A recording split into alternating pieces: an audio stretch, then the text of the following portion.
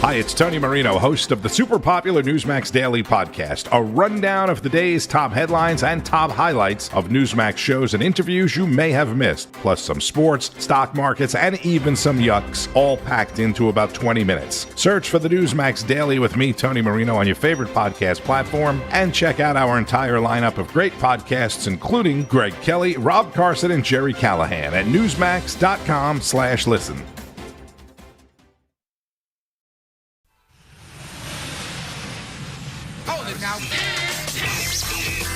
You are about to hear the most interesting, informative, thought-provoking, and funny show in America. On air and on the World Wide Web. This is the Rob Carson Show. This is the Rob Carson Show. You guys have been waiting for this show, haven't you? I can already tell all the streaming platforms for NEWSMAX. People checking it out. Is he on yet? And then finally, here I am. Yay. All right, cool. Welcome to the show. Please come inside. I guess the big news of the day is that Trump-hating Bad Bunny, pop star Bad Bunny, is going to headline the Super Bowl halftime show coming up next Janvier. Yeah, old Bad Bunny, you know, all of his songs. The song that he did about the rabbit or whatever. I mean, he's gigantic name in pop music. I mean, Bad Bunny, who hasn't heard of Bad Bunny? Well, anybody over 20. Yeah, Bad Bunny only appeals to under 20. Oh, Bad Bunny's going to be performing. Oh, Bad Bunny. Bad Bunny said that he would never perform in America again. I'm never performing in the U.S. again. Okay. I'm scared that ICE might raid the venue outside my show. Yeah, and okay. honestly, I can't risk the safety of my fans like that. Mainland America just doesn't feel necessary to me anymore. Well, you know, how about go sing somewhere else then, honestly, Bad Bunny? Who the hell's going to watch Bad Bunny? Seriously, you know, I know music, okay? How about you get somebody's heard of, hey, you just sound old. Oh, shut up. Really? Bad Bunny? Dear God in heaven? Really, Bad Bunny is a big deal? Give me a friggin' break. Remember Prince? Remember when Prince did it and it started raining? He was doing Purple Rain. It was one of the greatest halftime shows ever. That was a halftime show. Bad Bunny. Okay, Bad Bunny. Here comes Bad Bunny, hopping down the bunny trail. Bad Bunny's going to be the Super Bowl halftime. Well, you know what? I mean, this is great. I won't be watching the halftime show at the Super Bowl this year with Bad Bunny as the Bad Bunny. I mean, what sort of a man? I don't know. I want to be a pop star. I'm gonna call myself Bad Bunny. Oh, don't mess with me. I'm Bad Bunny. Anyway, there you go. That's the big news, I guess, for the Super Bowl 60 this year. I had a very nice weekend. I did a little potluck kind of meet and greet for some candidates for office in Maryland, including guys running for governor up there. John Myrick, got to hang out with John Myrick, and that was pretty good. And there's a guy named Tim Fazenbaker I got to meet, too. He kind of reminds me of like J.D. Vance. He's a little like J.D. Vance. So I had some fun there. The big thing that I enjoyed this weekend is I found a place I can cut my hair. So that's a big deal for me because I have not had a haircut in 3 months since I moved. I one last haircut when I left Kansas City. That was 3 months ago. So it was getting shaggy, and I found a hair cuttery. No, it's a great clip. No, it's a hair cutter. It's a hair cuttery. Hair cuttery, and her name is Nuna, and she's from Laos. And it was the best shampoo and haircut I've ever gotten for the money. I mean, damn. So I got that. And then I got a great car wash. I found a great car wash. And the car wash that I have, because I can, and I'm just a joyful person now, and I'm really, it's right next to a McDonald's. So whenever I take my truck to get it washed, I always go over to McDonald's and buy everybody breakfast. Because, you know, they bust their butts and they do a great job on the car. They give you a detail for like $30, or they detail your car for $30. So I go over there and I buy Egg McMuffins, and you know they're all like, "Oh, gracias, donada, no problem." I give them all that, and then I had a $20 bill, so I gave them each a $5 bill. The three people who were finishing the car, and they looked at me like, "Who is the gringo bringing the breakfast and the $5 bill?"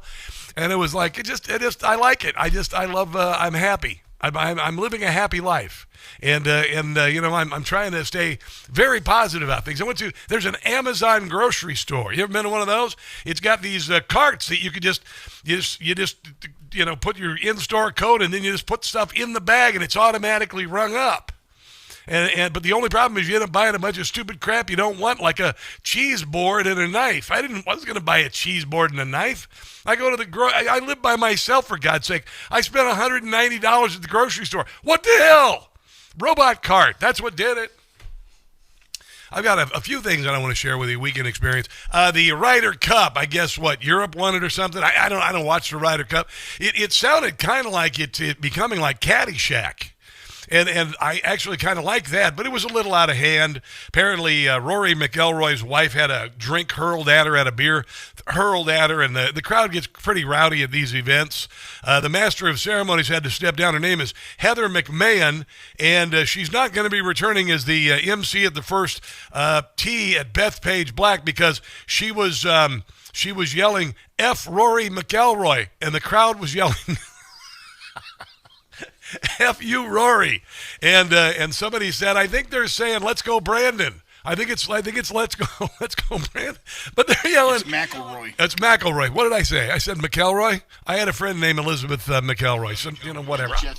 I don't watch golf. Okay, I don't watch golf. So whatever. Anyway, he's getting harassed. Sorry, I don't listen to Bad Bunny either. I don't listen to Bad Bunny, and I don't watch a lot of golf, although I was kind of interested. I watched a little bit. Maybe Dana White should take over for McElroy. It's McElroy, right? Okay, like Macklemore. That's a rap artist I've heard of. I would listen to Macklemore doing the because I know some of his songs like Flea Market. There's one called was it Flea Market or whatever. There's a couple songs that he does that are pretty good. I'd go see him before I'd go see Bad Bunny. Bad Bunny. Oh, my God. Maybe we can get Heather McMahon to introduce Bad Bunny at the Super Bowl. Anyway, she got booted because she was reading. Who the hell, as the MC of a golf event, leads the crowd saying "F you, Rory"?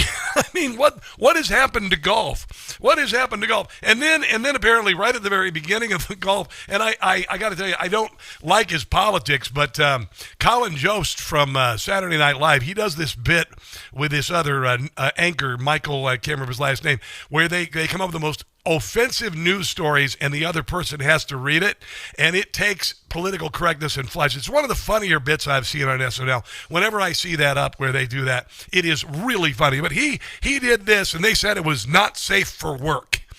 Not safe for work. Who still uses NFSW? Not safe for work. when they post stuff. Oh yeah, it's not safe for work. Really? Honestly, does anybody really pay attention to who's looking at on their computer over there? Really? Unless you got the volume cranked up really loud. Anyway, he echoed a joke about Arnold Palmer. Apparently, Arnold Palmer is known for more than a stiff drink. Although, no, Arnold Palmer doesn't have any booze. Anyway, apparently Arnold Palmer swings a big club. Well, there's no sugarcoating it here, folks. The Ryder Cup has been rough for American fans to watch, like hairdos at a Long Island prom. It's been a gigantic blowout. Team America is in deep trouble today. The odds of the U.S. winning are longer than Arnold Palmer's penis. There you go. That's the joke. That's just what I heard. Yes.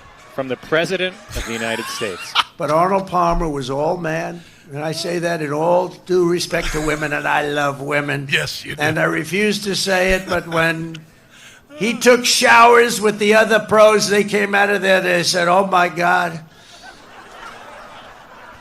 That's unbelievable. Yeah, there you go. I had to say it. Yeah. I guess that's a big deal in the golf circles that Arnold Palmer is, whatever. He has his own cart for it. One of those carts. Anyway, that happened there. We had that going on. The funny thing, and I went to this event with John Myrick and some other people, and everybody was high-fiving because we found out then that the National Guard had been sent to Portland to kick some Antifa butt. I thought that was really, really cool. And all the Democrats are like, why are you sending people up here? Why are you sending the National Guard? Well, it's because Portland's been on fire for about 5 years now, you idiots. Portland has been on fire repeatedly. The federal courthouse there, the ICE facility there. Portland has been on fire. Hundreds and hundreds of attacks by Antifa. That's why Donald Trump sent the National Guard there. Yeah, because of this, right? Yeah. Yeah. That's why. And Donald Trump's kicking their butts. I love this. Why are you pointing? It's about time. You little punks. Come on. Oh, there's just nothing more satisfying than watching an Antifa brat get their ass handed to them. It just makes me so happy. Oh my God, this is funny. This is funnier than Colin Jost, Jack Nicholas penis joke or what? Arnold Palmer's penis joke. I don't even know whose penis. You know what happens to war criminals? Somebody's got a big They get penis. I don't hung. even know what the hell. Or they get the firing squad. There you go. I hope you're all ready for the firing squad. There you go. There's the Antifa getting their butt kicked in Portland, and I got to tell you, everybody at the event, we were high-fiving each other. Chuck Schumer says he's going to do something about it when Donald Trump, whatever, is successful and drives crime out of Portland. People of Los Angeles got upset, and the lower court threw it out. 30 seconds. Is there anything you can do to stop it as in Congress? Yes. From now on, just give him 30 seconds to begin with. First, we will fight it in the courts along with, people who will file suits. But second, Yeah, because you don't want, the end of destruction and mayhem, certainly. I would hope, Kristen, that some of our Republican colleagues, seeing I know they're loyal to Trump and does whatever he wants, but this is so far stepping over the line. No, not when the ICE facility's under fire by a bunch of Antifa goons. That I'd hope some of them would join us in legislation to prevent it from happening. We have such a proposal. I'm part of it. There you go. Okay, well, we'll watch it very Yeah, closely. we'll watch, because, the last thing you want is Portland to be sane and safe. There are people in Portland who are saying, yeah, we actually want them. We actually want them. So we got a lot of stuff to get to, guys. I wanted to start off kind of on a lighter note. We did have another church shooting, this involving a 42-year-old guy who had an anti-Trump Pence sign on his fence. I don't know if it's political or not, but generally these things are, especially when it comes to hating the church and hating God. That usually happens coming from the Democrats because they hate the church and hate God, you see. So I got that coming up on the show. Your calls are welcome here at 800-922-6680. This is the Rob Carson Show.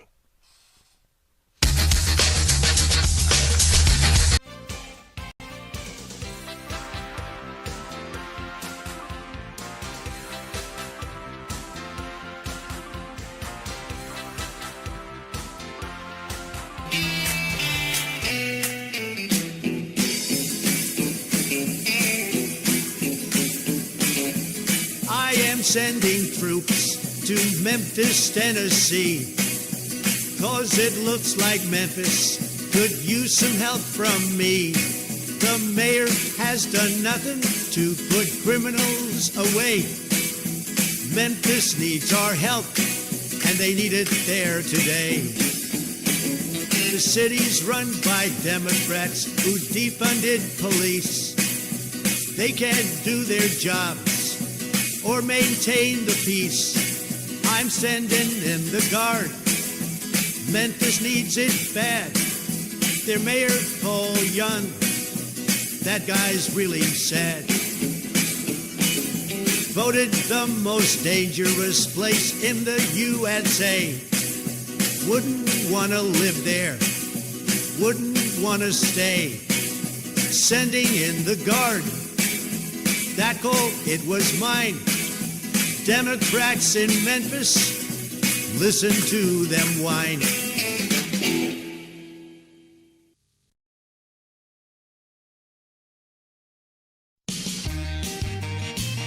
Today, when Trump, Meloni talk, they are called a threat to democracy. This is the left's double standard. Italy elected Giorgia Meloni. A real conservative, no, she isn't a phony.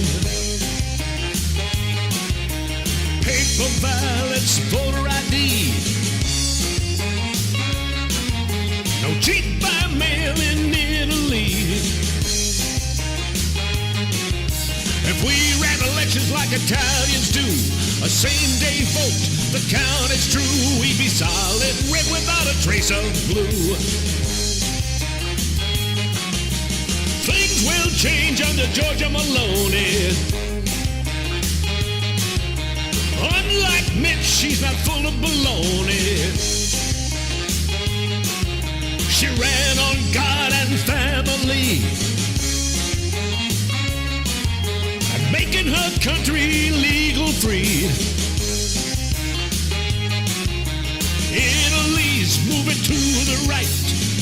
is not afraid to fight.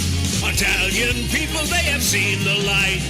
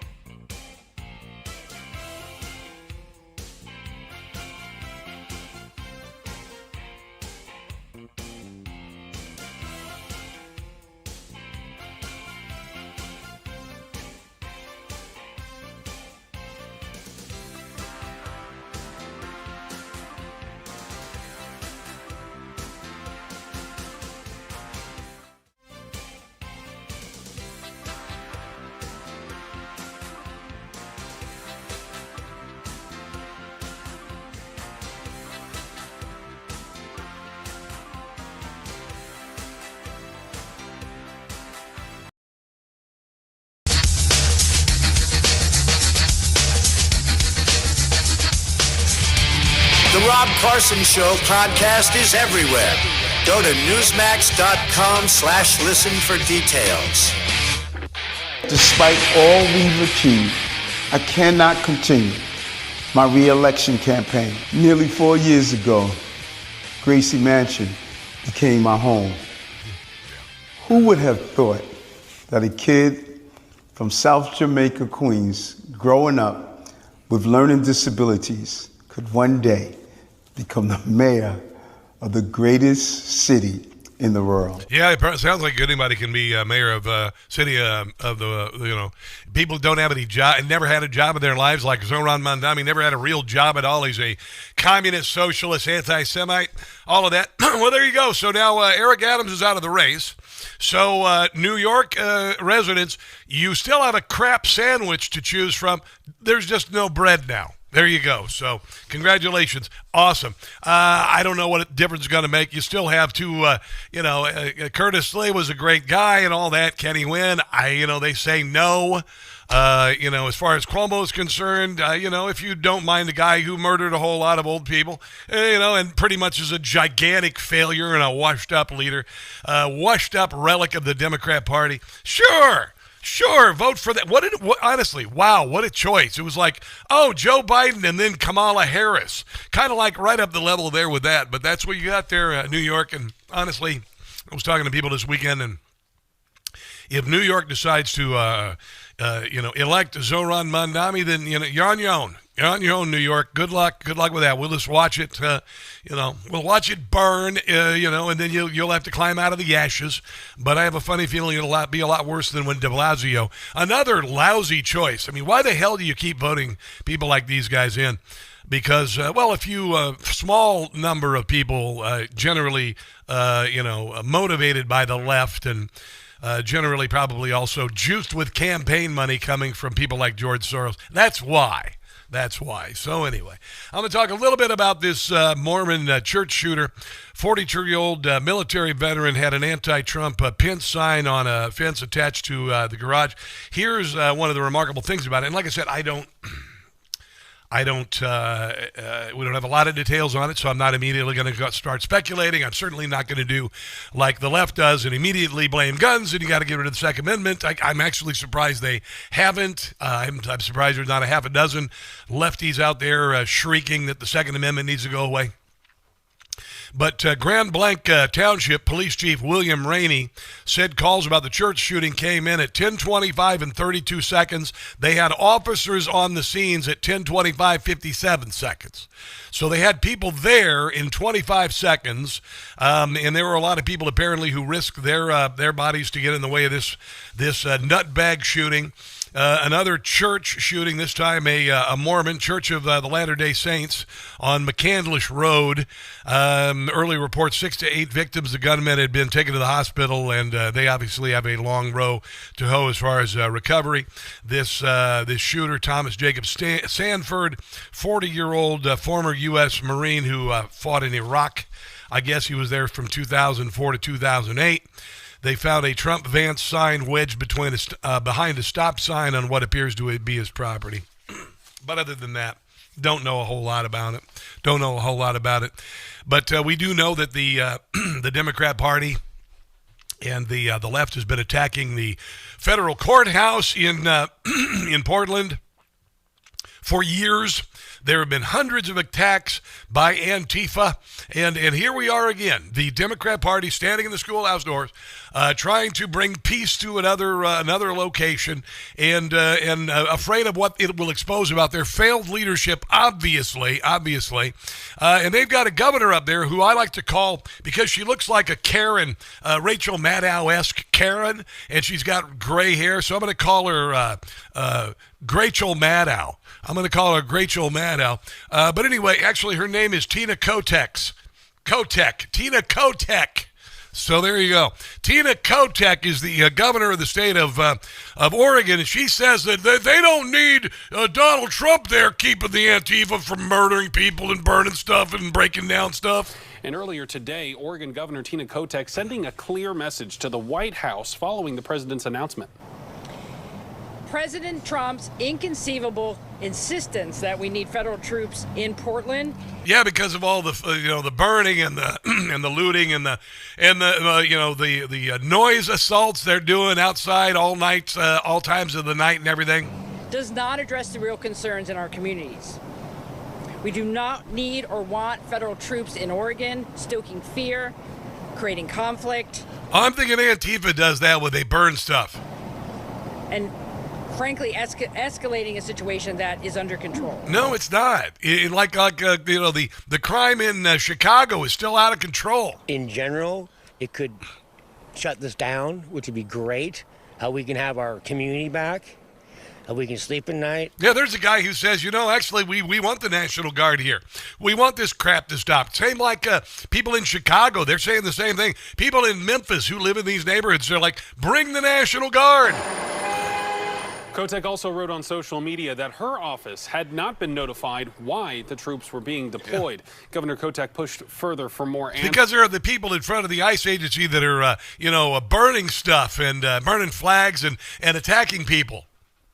She spoke with both Homeland Security Secretary Kristi Noem and President Trump after seeing that social media post. Here's what she had to say about her conversation with the president.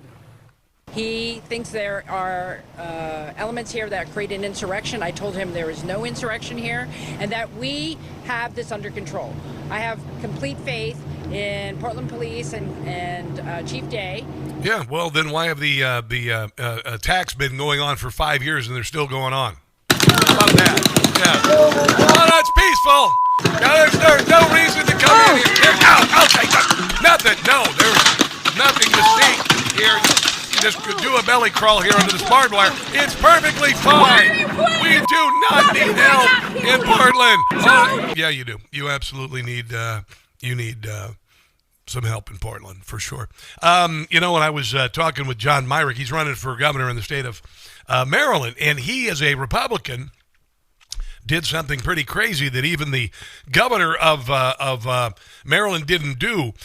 He walked through the hood in Baltimore into neighborhoods largely populated by people of color for a mile without bodyguards, and he sat on the stoop with many people, and they said, yeah, bring the National Guard here. And I told him, when Donald Trump brings the National Guard to Baltimore, it's going to be epic, and it will clean up Baltimore. And there were Baltimore residents right there going, hell yeah, it's great. All right, we've got much more coming up, including what's going on in Portland and also the feces hitting the fan with Jim Comey and others. Stick around.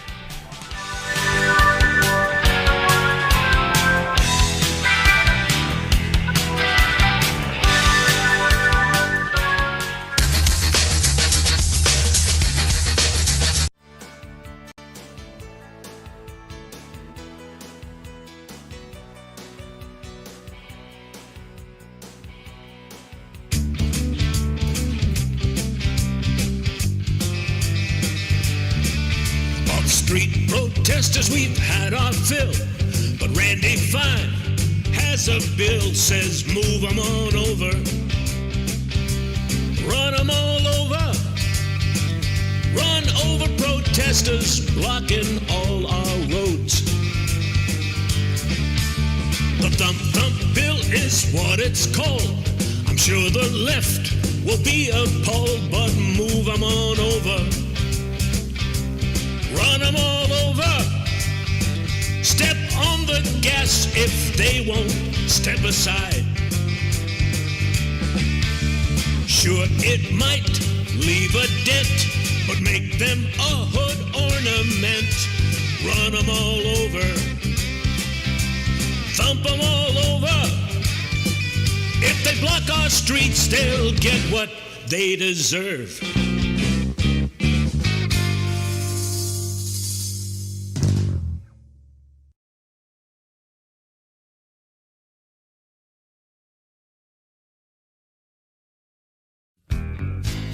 You know, Nancy Pelosi became rich by having inside information. She made a fortune with her husband, and I think that's disgraceful.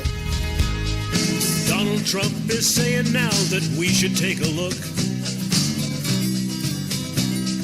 at Pelosi's stock trades. Could Nancy be a crook?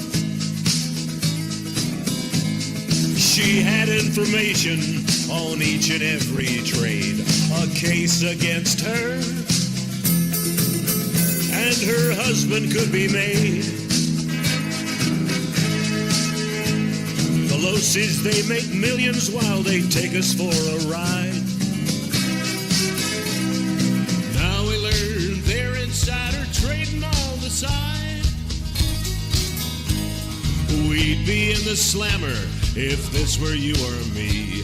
It's time to prosecute Paul and Nancy Pelosi, ripping us off. A couple of thieves, day trading on the side. What I do think is Nancy Pelosi should be investigated.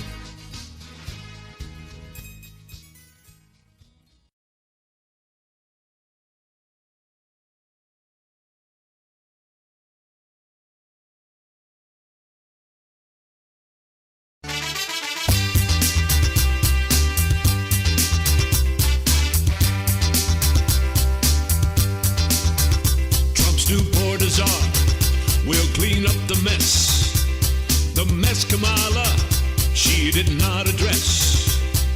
Open borders, he will abort, and illegals, he will deport. Thomas Homan, he will say no, man. You must go, man. Mexico, man, you're headed back. Thomas Homan, he's a former cop. Border jumpers, Tom is gonna stop. Used to be in charge of ICE. Two illegals, Tom will not be nice. Thomas Homan, they ought to know, man. He's not a showman. Thomas Homan will kick you out. You better start packing now. Thomas Homan, he is your foe, man. You've got to go, man.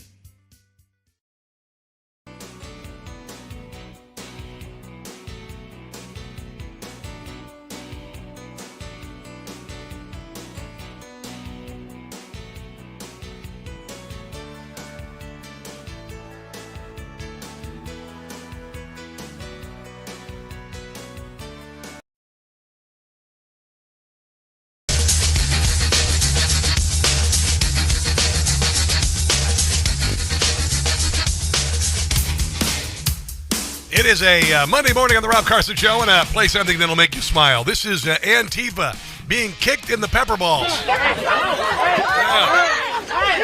It's Antifa in front of the ICE facility doing what they've always done, which is causing chaos and getting in people's faces and having their face covered, and then they brought in 200 troops. Pete Hegseth did to end this nonsense. Oh, it just makes me smile. I've been smiling. You cannot wipe the smile off my face when I see these punks from Antifa getting a little what for, a little pepper ball, or just a whole body tackle, like an NFL tackle to the ground. It makes me smile. I'm really glad, because we've had to endure about 8 years of this nonsense from these stinking little children. It's kind of nice.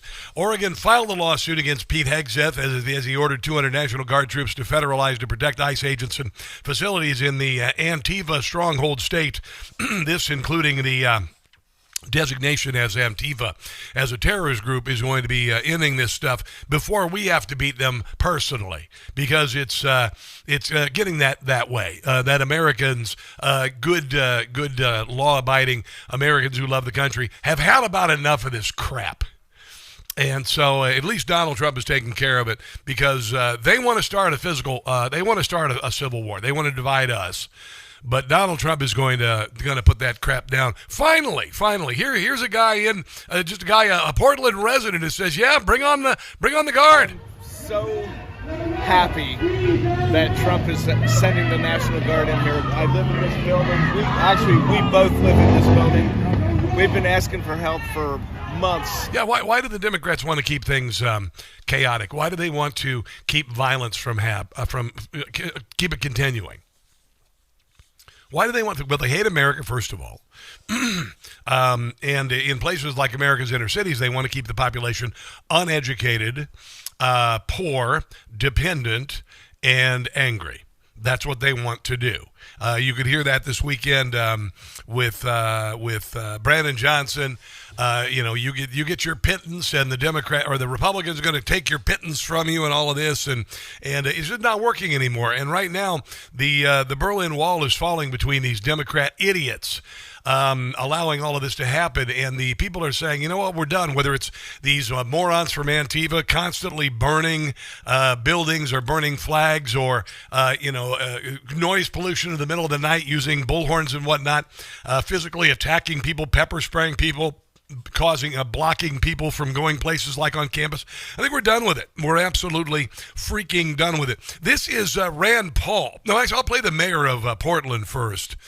Here's the mayor of Portland, and he's saying that we don't need this. We don't need the feds to come. Well, you don't have a choice, Junior, because they're attacking federal buildings. So get out of the way. The number of necessary troops is 0. In Portland and any other American city. And let me repeat that. Yeah, please. Please repeat the nonsense so we can hear how nonsensical you are. Is an American city. We do not need any intervention. Well, yeah, you do, because you're running your cities very poorly. And when the residents are screaming out, please come help us because we're tired of this nonsense, then somebody's got to step in, you see. Here's Rand Paul. I think he has the legal authority to send troops to protect federal buildings and federal proceedings, such as courts, and that's been around since the civil rights era. We've acknowledged that the federal government will sometimes come in despite what states say. I do think it's better when the states agree to it. For example, I mean, in Chicago's a nightmare. It is literally a war zone. No, it's perfectly fine. That's not what the mayor of Portland just said. And the people being hurt the worst are those who are poor and living in these communities. You're supposed to care about black lives. I've been to the most dangerous precinct in Chicago, and it's just despair and sadness. Yeah. And these young boys... It doesn't have to be that way, because Donald Trump literally brought in National Guard in Washington, D.C., and the crime stopped 2 weeks in. 90% drop in carjackings, 46% drop in burglaries and robberies, for God's sake. They went more than 3 weeks without a murder in Washington, D.C. in August. We don't have to live this way. You haven't been briefed on the plans for Oregon? No restaurants, no drugs. That's Marge Brennan. What are you going to do about Oregon? Excuse me? You have not been briefed on plans please? To send troops to Oregon? Not for Portland. No, not for Portland, because Portland has failed. Here's Ron Paul on Portland's failure. And by the way, they failed. I think both the people in Portland and across America have to decide about this. You know, we had anarchy in Portland for like 6 months or a year. The city didn't even control large swaths of the city. these had... See, that's why Donald Trump and Pete Hegseth put some troops in there, you see, because of all the violence and stuff. Federal buildings on them. Yeah. And so I think there is a role for the federal government. Am I excited about it? No, I'd prefer not to have troops in our cities. But you guys suck so badly about protecting your citizens, you see. I prefer them only to come, with the acceptance of the local authorities. But I do think there is a role if the states will not step up. Yeah, like George Wallace standing in the schoolhouse door. You got to put some troops in there and say, get the hell out of the way. Portland did not step up, and they let their city go, they let it burn, for goodness sakes, and then they let a whole area become the city, the Chaz zone. These blocks of anarchy where some sort of local thug rule was going on. Yeah, see, this is we have a country here that we're very proud of, and your city is a part of it, you see. And if you make it into a bleep hole, we've got to go in and kind of fix it up. Portland did not step up, and they let their city go, they let they're it like burn. They're like a bad tenant in an apartment complex. You got to do something about them. Sakes, and then they let a whole area become the city, these blocks of anarchy where some sort of local thug rule was going on. So I don't know. I think ultimately what's going to happen, and I think some of this is the president showing the politics of Republicans versus Democrats, is eventually cities like Chicago and Portland are going to give up on Democrats because... Yes, that's happening. Their people are dying. It's their people in their community, the people who have been supporting the Democrat Party. You don't need to live this way. For decade after decade, they are the ones dying. It's not the people in the rich neighborhoods that are the country club Republican. It's poor people in every city is dying. And, the cities have to step up on this. That's Marge Brennan trying to talk over him because, he's making a great point, and it's undeniable altogether. Rand Paul. A lot of people have trouble labeling Antifa as terrorists. Well, I think you lose the description as activists once you start wielding weapons and you show up with helmets and you're breaking windows. Yeah. That's what was going on apparently in Portland at the ICE building. I do think, though, that it's important when people start talking about labeling people that we realize everybody, the worst among us, even those accused of heinous crimes, will get due process. So we can't single out a group and say, they're not going to get due process because we're calling them terrorists. So I'd be careful of the labels, but I'm absolutely for going after the people wielding clubs and sticks and fighting with the police and trying... Well, Antifa are terrorists, so that's perfectly fine. I had mentioned earlier, one of the things that I think is going to have to be different about all of our election cycles, statewide, local, where we're going to have to be. The Republican Party has to not be afraid to go into America's inner cities and say, hey, let's do something. I had mentioned that John Myrick, who's running for governor in Maryland, it's not till next November, but he went and he walked a mile through the hood in Baltimore, and he had people come up and say, when are you going to send the National Guard? We can't be afraid of that. It's ridiculous to be that way.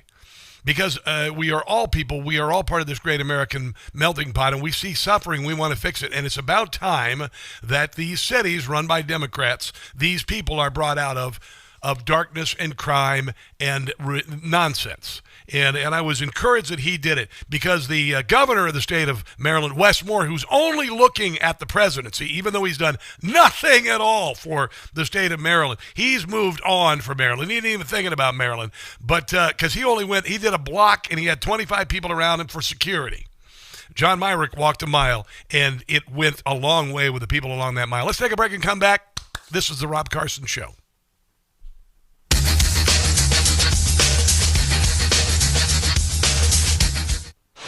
If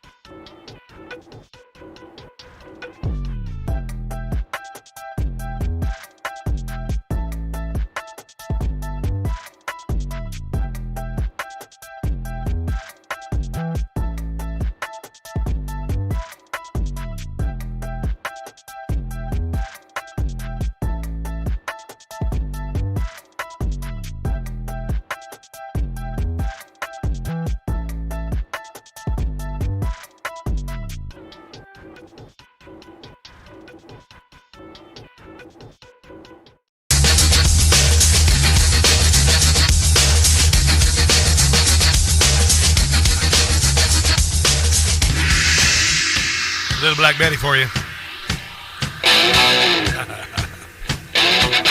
Oh, when I'm in my truck, I have to crank it up. I did spend some time in my Bronco this weekend. I didn't go into Pennsylvania like I thought. My sister came in and she went to the Kennedy Center and saw The Sound of Music. I said, "No, I'm okay. I'll hang out here." We went to Old Town Alexandria yesterday, and went to the Torpedo Factory. If you make it to Alexandria, Virginia, across from D.C., it's really quite a place. We might have to do some sort of destination weekend or something where we have listeners and viewers come to Washington, D.C. We do some sort of a, some kind of a food and history weekend. Would that be fun? I think it'd be fun, wouldn't it? We'll work on it. Look what's trending on Twitter. Heavy metal. Heavy metal. Why is that? Well, I'm going to tell you this. Precious metal specialist Philip Patrick was on Steve Bannon's War Room, and he says that 73% of central banks are looking to massively increase gold holdings over the next 5 years. Now, a couple years ago, gold was $1,100 an ounce. Guess what? It's $3,800 now.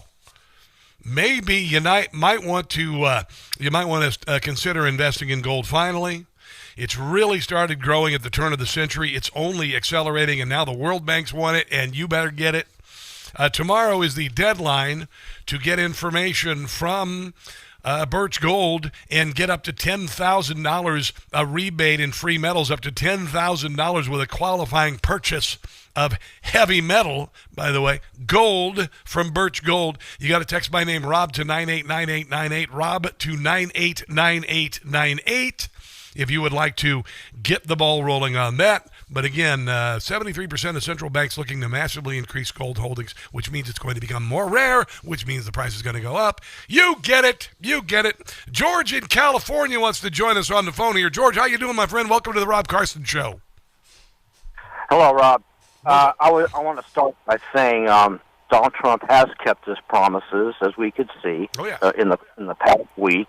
And I always say the mills of the gods grind slowly. Yeah. They grind exceedingly fine. Yeah. Now, I also wanted to let you know that 5 people died in that bombing and shooting at the church, the Mormon church. Is that we got an update on that now? All right. Yeah. Now, I want to ask you a question, and I hope it's okay with you to ask this. Yeah. It's about the acetaminophen. Yes. If it causes autism in the unborn, and there's so many more boys with autism than girls, does that mean that since ultrasound, if you check the timeline, the coming out of ultrasound, and the time that autism started escalating and skyrocketing, would you maybe look into the possibility that since these radical women, the kind that we're seeing on TikTok and stuff, if they know in advance, it's confirmed by ultrasound that the fetus is male, they go ahead and just take Tylenol. And that's why there's so many more. I doubt that. In fact, I would venture to say, nah, that's kind of far out there. I appreciate your thought process on it. Yeah, okay. I think, and I saw a tweet from like Tylenol from years ago saying you shouldn't take it if you're pregnant.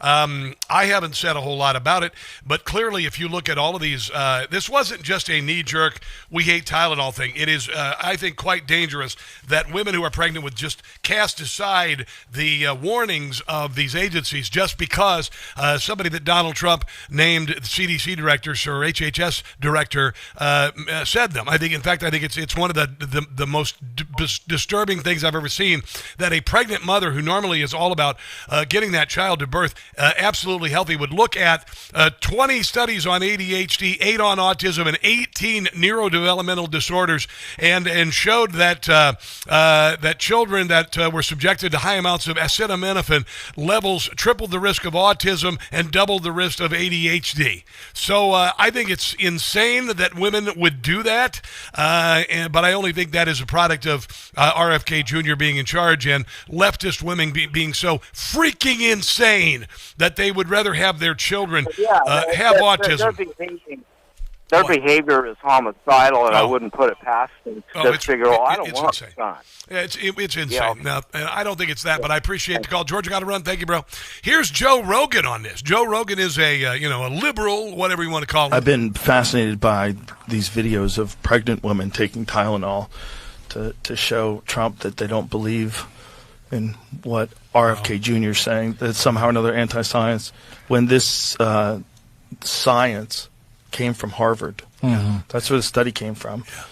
I mean, he's not making things up, and these people are like on TikTok. They're pregnant women taking Tylenol. Yeah, these are the same women who danced when Charlie Kirk was murdered. They are insane. They have some sort of it's TDS, but it is. It's a mental disorder that you would say the precious. But if you've been pregnant the first time, you know how sensitive you are about getting that baby to be, well, with any stage, no matter how many, but that first baby, it's like, I mean, you couldn't even imagine a warning from the government saying don't take Tylenol and just frickin' taking it despite them. Honestly, you are out of your mind. You're probably not fit to raise a child. Let's take a break and come back. This is the Rob Carson Show.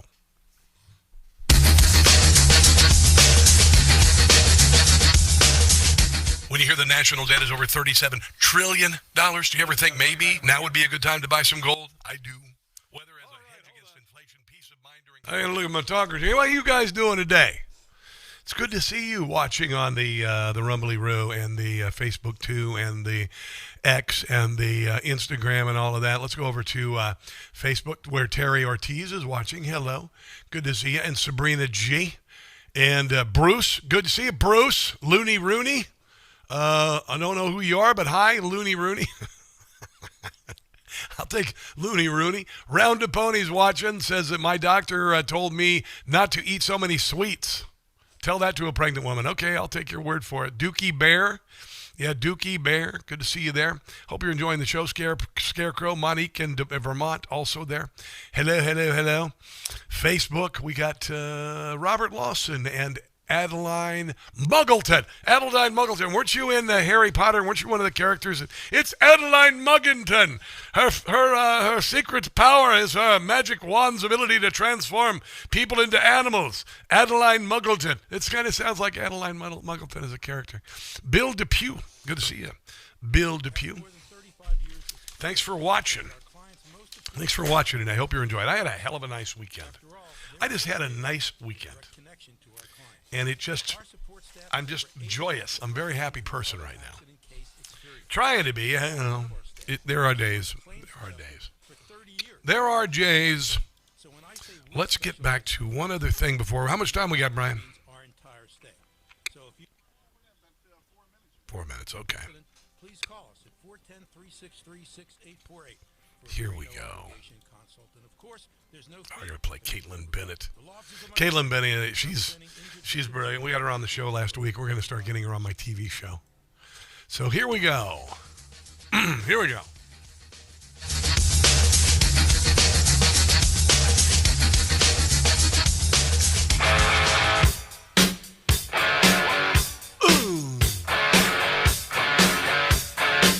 I listened to a lot of music this weekend.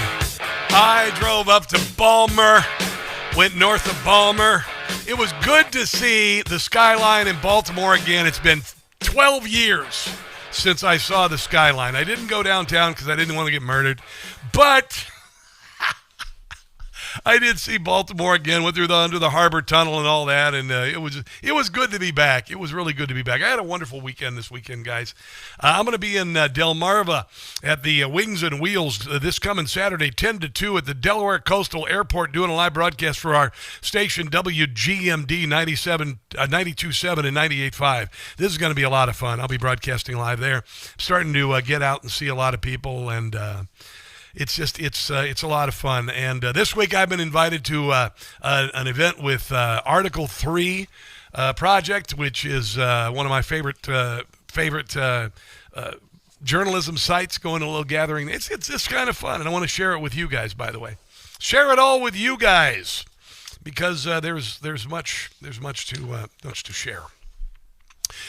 This is kind of funny, and I was talking to Caitlin Bennett. We had Caitlin Bennett on the show last week. She is this really just young Gen Z woman who is just a great job going to these protests and stuff and giving the lefties what for. And this just popped up today. She said this happened a little while back where she went to Portland and she confronted Antifa and made fun of them. Listen to her going after these guys who are so brave with their masks on. Listen to her go after 100% Antifa, right? Yes. Yeah, we don't know his name. Anonymous. Listen to her. Okay, let's go talk to him. Hi, guys. What are y'all here protesting today? You look mad. Your body language says you're mad. What are you guys protesting today? Anybody want to get their message out? Yeah, here we go. Listen. All right, let's go for a walk. Let's go. Let's go, comrades. Comrades, woo! All right, this is a very cool group of comrades we have right here. We're going to end private property. We're going to... Fight the power! Yeah, communism! Woo! We hate private property! I gotta cover my face. Woo! I'm so strong. I'm not a coward. Woo! I love her. I love her. I wrote her this morning. I said, oh my God, this just popped up on my timeline. She goes, well, that just came up. She said it just kind of started again because now, obviously, they're going after the idiots who've been attacking ICE in places like Portland and Chicago, by the way. But Bundy was out this weekend, and he says they've got to do something about what ICE is doing. So we gotta figure out a way to stop ICE from what they are doing as soon as possible. Okay, well, they are getting rid of people who came here illegally because they're not supposed to be here illegally. So there is that. Here is Josh Hawley talking about these attacks on ICE. I just look at what these leftists, all the media figures you just said. I think back to what Biden said during his term when he called Trump a fascist. I mean, listen, if Erica Kirk can forgive her husband's killer, surely we can agree to, live and let live and extend a gracious hand to people we disagree with. But all these leftists are saying, no, actually, ICE basically has brought this on them. Yeah, and by the way, they started calling ICE and Donald Trump fascist again after the shootings in Texas. That's your Democrat Party. Oh, my goodness. Coming up, using the DOJ to go after people who abuse the DOJ in the DOJ. That's coming up. Don't go anywhere. This is...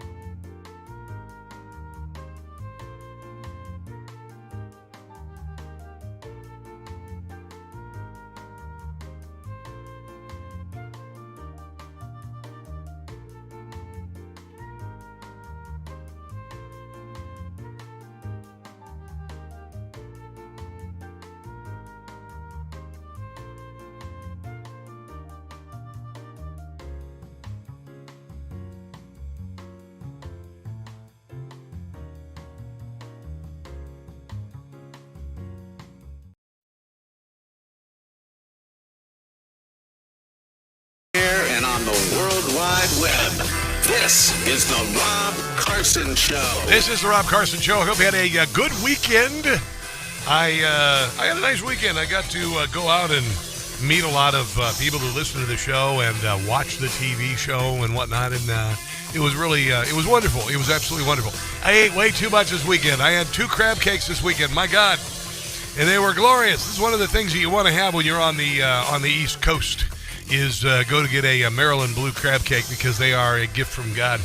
They are a gift from God. I was walking down the street. I'm happy. Okay, that's just I'm finally able to breathe a little bit after putting all of my belongings in a U-Haul like I'm some sort of kid just graduating college and driving it across the country behind my truck. I know, it's nuts. And then going to a studio in Old Town Alexandria where I only went once when I lived in Washington, D.C. for a dozen years. And I reassembled the broadcast studio in an office near the Potomac River. And this is my life. It's crazy. And I'm just been finally able to breathe and let go of my life in Kansas City. And like I was walking down the street and, got these street musicians. And one of the things that I do really well is background vocals, right? So I'm just in a good mood. My sister's there with me. And this guy's singing Tennessee Whiskey. Chris Stapleton, Tennessee Whiskey. And it just so happens I do the harmonies. So I walked over. And you're a sweet Tennessee whiskey. And I started doing the background vocals. Come on over here. So he turns the mic to me. I said, no, I just want to do backgrounds. So I ended up doing backgrounds. My sister's like, oh my God, what the hell is going on with him? But it just was fun. And then I got some applause. I didn't get any tips. I gave them all to him. It was really fun.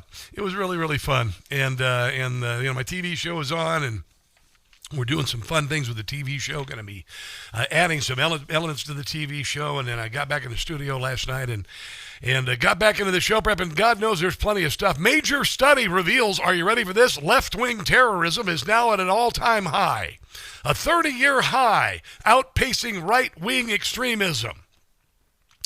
A study from the Nonpartisan Center for Strategic and International Studies concluded that although right-wing violence has historically outnumbered left-wing terrorism, the pattern has now flipped. Oh, really? Since when?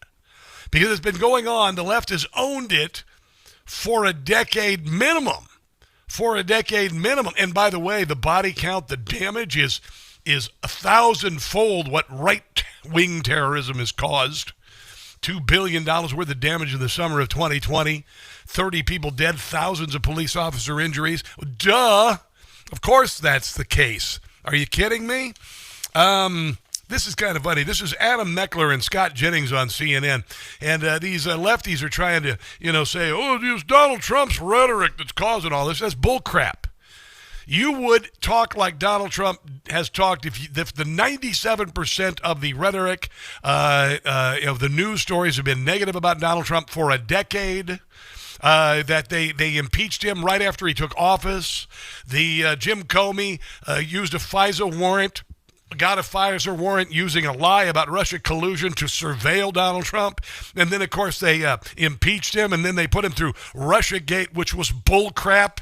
And I got to tell you, as far as complaining about how Donald Trump talks, it's all defensive. It's not offensive. The offense comes from the left. Yeah, I'm pretty tired of conservatives gaslighting about the current Oh, my God. How old are you, like 12? Political environment and Donald Trump's rhetoric when all of this escalation can be traced back to his entrance into American politics. His claim to fame was saying that Obama wasn't born in America. He was the first presidential candidate to have his crowd chant, lock her up, about a political opponent. Yeah, because she did a lot of illegal stuff, you see.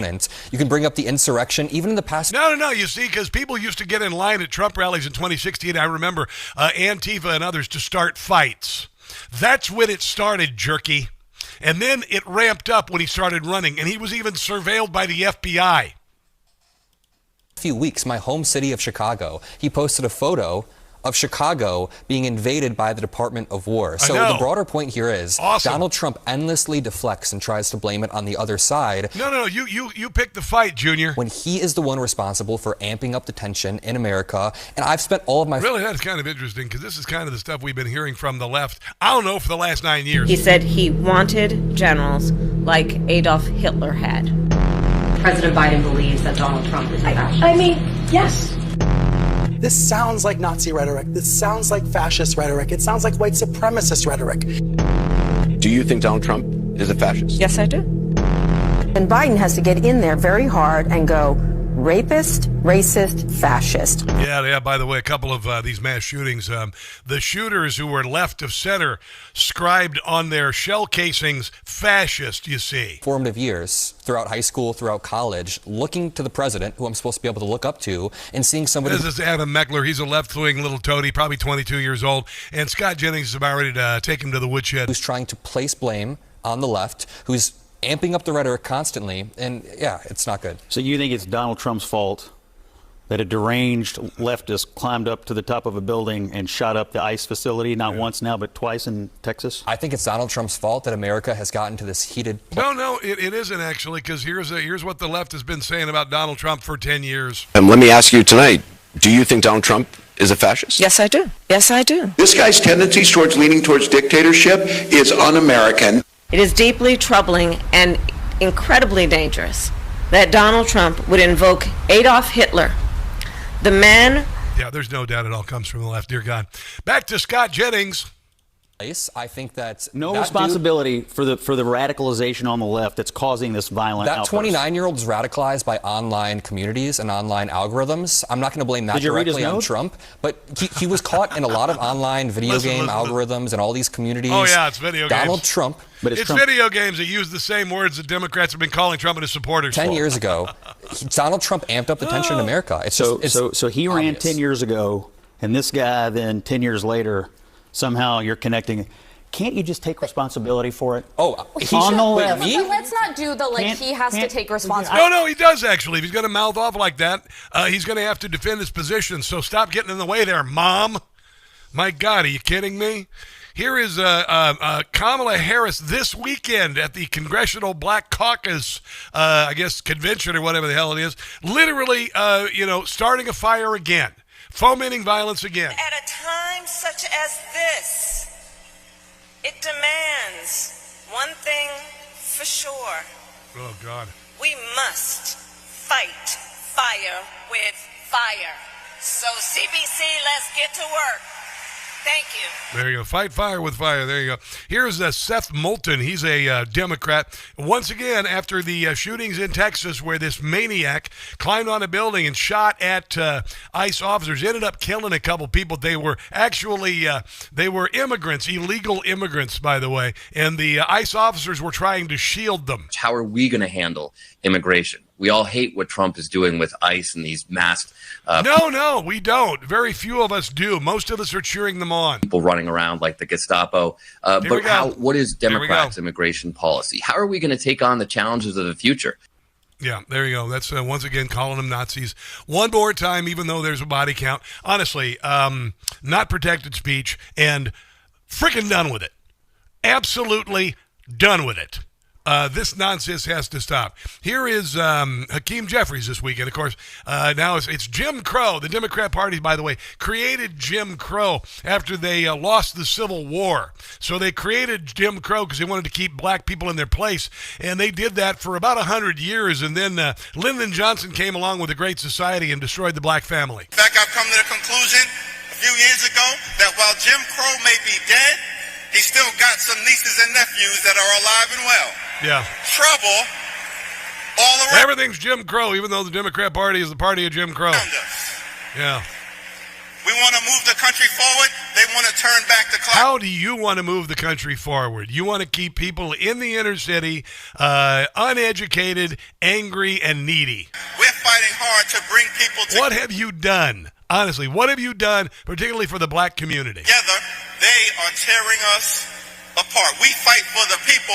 They fight for the privileged few. Yeah, nobody believes that, honestly. Here's at the same convention, Brandon Johnson, the mayor of Chicago, being introduced. Listen to this. Yeah. Yeah, because he's a terrible mayor. John Fetterman, who did what you do with your computer when it doesn't work. He had his brain turned off and turned back on again. He had a stroke, remember that? And all of a sudden, he got common sense. He's like the only Democrat with common sense. He was asked if he was going to switch parties because of all the violence of the Democrat Party, even after shootings where they put fascist on the shell casings, and the Democrats are still calling ICE officers and Donald Trump and his followers fascists. All the way. But, I mean, on the left, you've got such extremes. Would you consider switching parties? No, I'm not going to switch. But I'm just going to be an independent voice in the Democratic Party. I'm not going to be afraid if people, and if there are groups attacking a Democrat, the last one in Pennsylvania, then to me, that's part of the problem, in our party. And if you want a Democrat that's going to call people Nazis or fascists or all these kinds of things, well, I'm not going to be that guy. Oh, my God. He's like the only Democrat saying the obvious truth. Independent thinking and views, wherever I happen to believe the truth, regardless if it's the Republican or the Democratic voice. What I think is I got to tell you, and I never thought I'd say this, but John Fetterman, he has the plan to save the Democrat Party, and right now the powers that be in the Democrat Party are destroying it, what's left of it. And it will die. This party is not going to win the midterms. There's no way they'll win the midterms. They're offering nothing in the midterms except for countering Donald Trump, and Donald Trump is kicking their butts on everything about the economy, about the border, etc. And here he is. He's the savior of the Democrat Party. Maybe not him personally, but his thought process could save the Democrat Party. And do I want the Democrat Party to disappear? No, I would like the Democrat Party to get some common sense. Otherwise, disappear. Let's take a break and come back. This is the Rob Carson Show.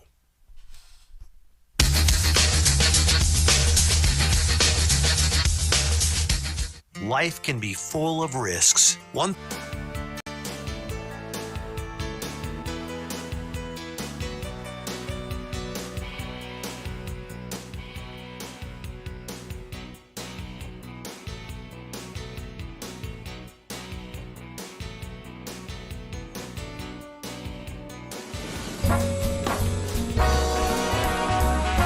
With talent on loan from God. And have my brain tied behind my back, to be fair.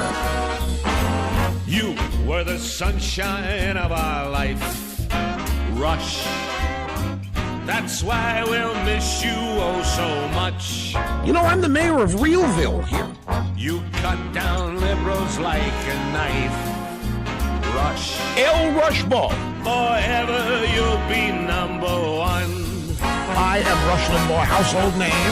America needed a hero in all four corners of the world. And then you came to our rescue.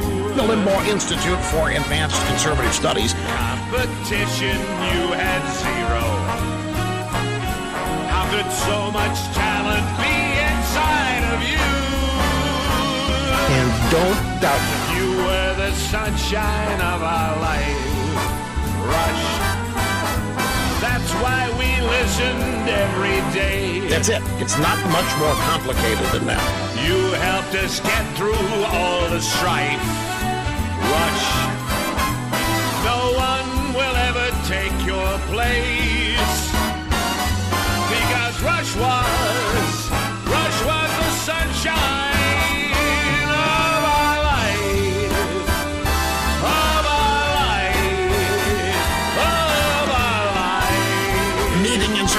All audience expectations every day behind this Golden EIB microphone.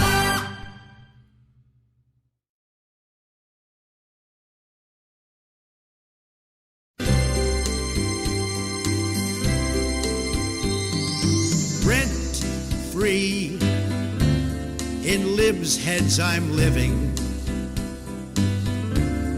benefits I am giving to Whoopi, Sonny, and Joy.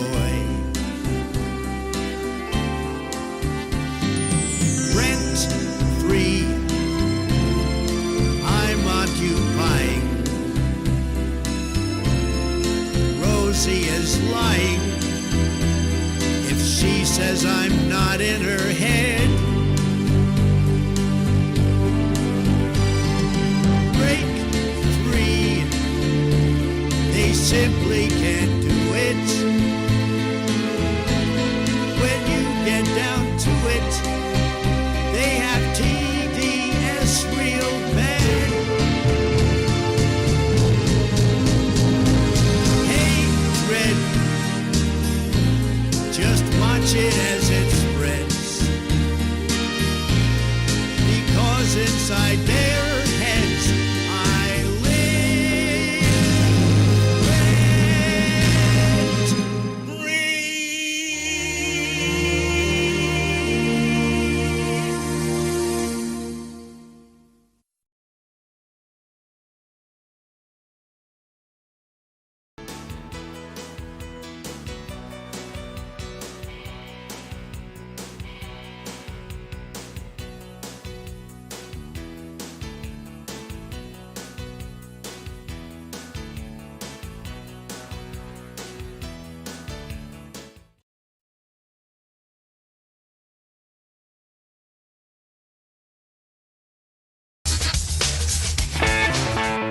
It is Rob Carson Show. I was just kind of watching the news feed on NEWSMAX Twitter feed. It's always excellent, by the way. It is always find good stuff on the NEWSMAX Twitter feed, including my show. There's my show right there. Already got 15,000 views. Holy hell. That is pretty amazing. Democrats already calling for gun control after the Michigan church shootings, even before we know, who died, who got injured, and all that. That's your typical Democrat Party. I knew they'd do something insensitive and stupid. That's just the way they are. It looks like Jim Comey, the first of many who are going to be indicted for weaponizing the DOJ against Donald Trump and his followers and doing things like lying before Congress. Here's Jesse Waters. We didn't start this. You did. It's coming around. And it's going to come around so hard, hopefully it'll be the end of it. Yeah. And if it's not, we'll just blanket pardon everyone like Biden as Trump goes out the door. I bet James Comey wishes he had one of those. They didn't think Trump was going to punch back. Nope. And this is only the beginning. I think there'll be others. I mean, they're corrupt. These were corrupt, radical left Democrats. Because Comey essentially was he was worse than a Democrat. They weaponized the Justice Department like nobody in history. What they've done is terrible. And so I hope there are others, because you can't let this happen to a country. You know, it's amazing. The Democrat Party called people who protested CRT and transgender lunacy terrorists, but they hate it when Antifa, a terrorist organization, are called terrorists. This is why you Democrats who still kind of want to have a party, you might consider maybe, getting some smelling salts and coming to your senses like John Fetterman. Maybe your brain needs to be turned off for a little while. It's probably not taking a whole lot of electricity, but that's what you're going to have to do, honestly, because you keep going down this road, your party's done. It's absolutely done. Here is Jesse talking about all of the things that they did to Donald Trump. Now, this also contains a lot of illegality. What they did using the justice system to go after Donald Trump and his followers is very illegal. And we've been waiting like a keg of dynamite for years for this. If you want to call it retribution, call it retribution. I don't call it a tuna sandwich. I don't even care. But you're going to get a tuna sandwich stuffed down your throat, lefties, for doing all the bullcrap you did to Donald Trump and his followers. Is this more about justice or is it about revenge? Is it more about justice or revenge to the president? It's about justice, it's not revenge. It's also about the fact that you can't let this go on. They are sick, radical left people. Yeah. And they can't get away with it. Yeah, they can't get away with it. They got away with it for the last 9 years using the justice system to go after Donald Trump and his supporters, and they did. There's no doubt about it whatsoever. And they did more. Media never really explains revenge for what. Yeah, listen. Do they?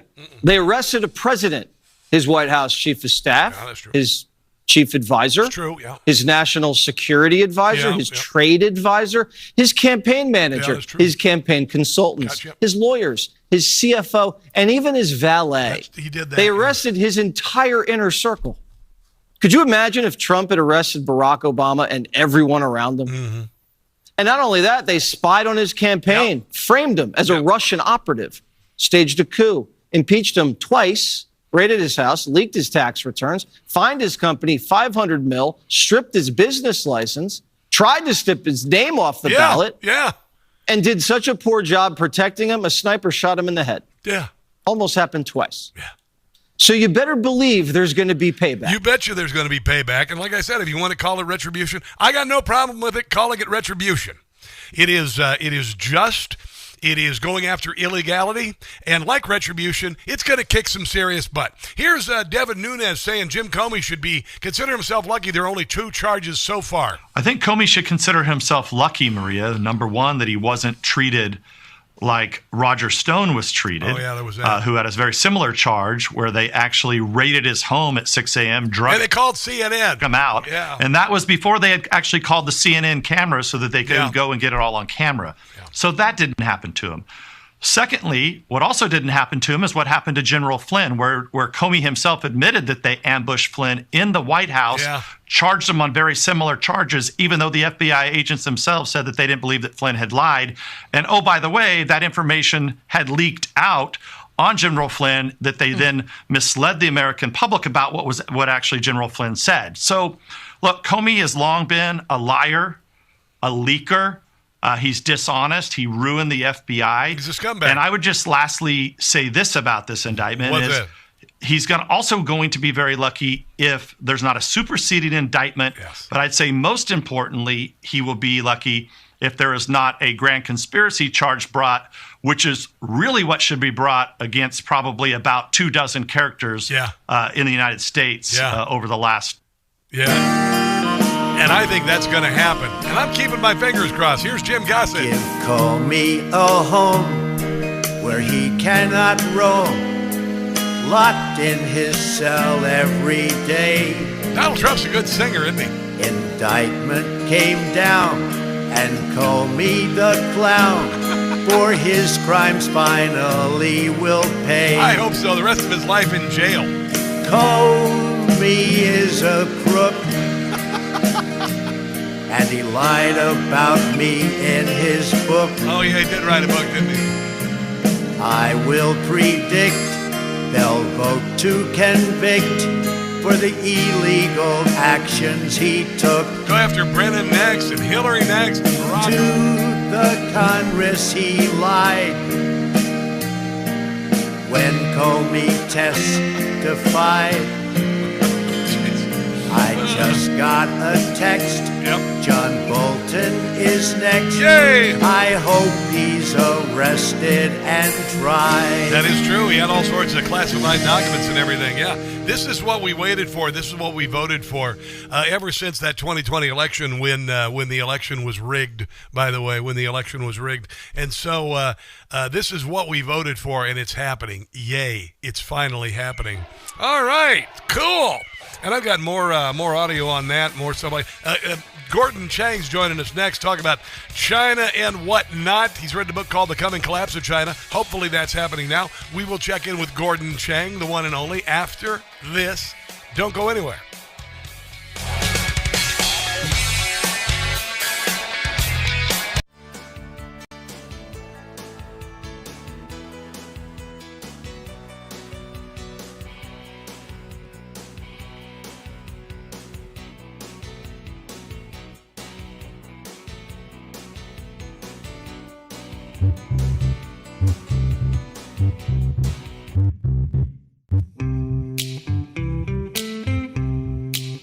We've got recovery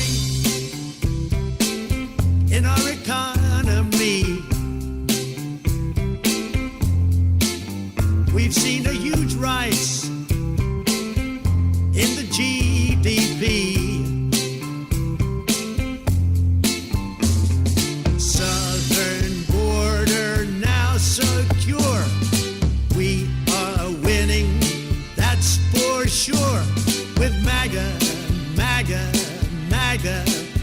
talking about MAGA. MAGA. Inflation's under 2%.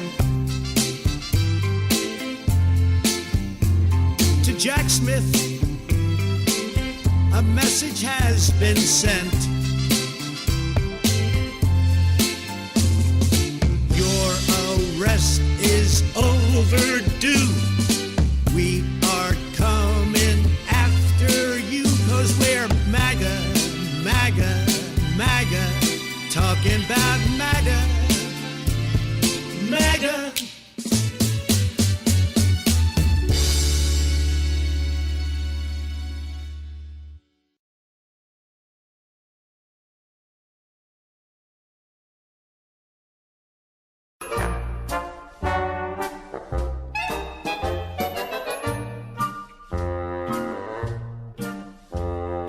Trump and Elon, on each other's neck they have their heel on. Wish that they would make up. How I hate to see them break up. Try to understand it. So much confusion. Does this mean their partnership has come to a conclusion? Trump and Musk, they've been feuding from the dawn till dusk. Wish this could be mended. I'd hate to see, don't want to see, I'd hate to see their friendship ended.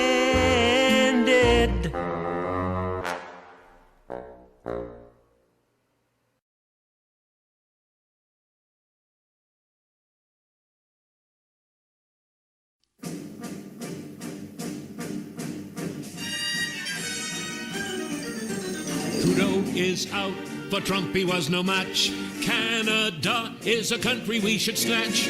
We could take them over before it is too late. They can become our 51st state. Buy Canada, buy Canada. Trump could bring them back, get the country back on track. Buy Canada, buy Canada. Time to name a price is my advice.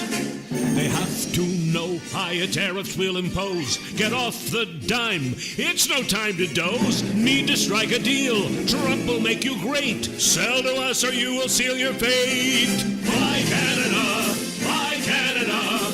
Purchase Greenland too. It is something we must do. Buy Canada. Buy Canada. Where they say, hey, and how's it going? Okay.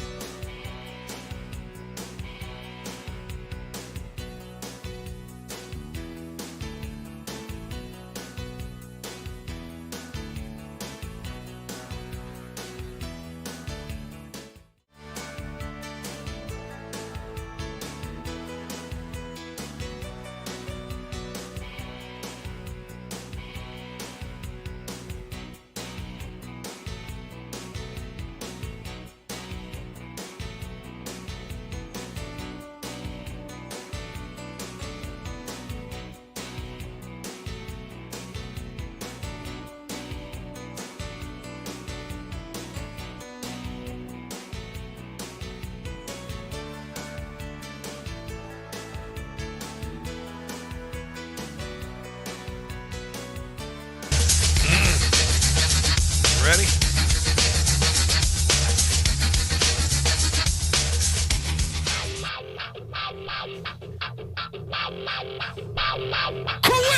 It is the Rob Carson Show, Monday edition. One of our favorite guests is the great Gordon G. Chang on Twitter. Gordon Chang, the author of Coming Collapse of China and Plan Red, China's project to destroy America. Gordon, how are you on this glorious Monday, my friend?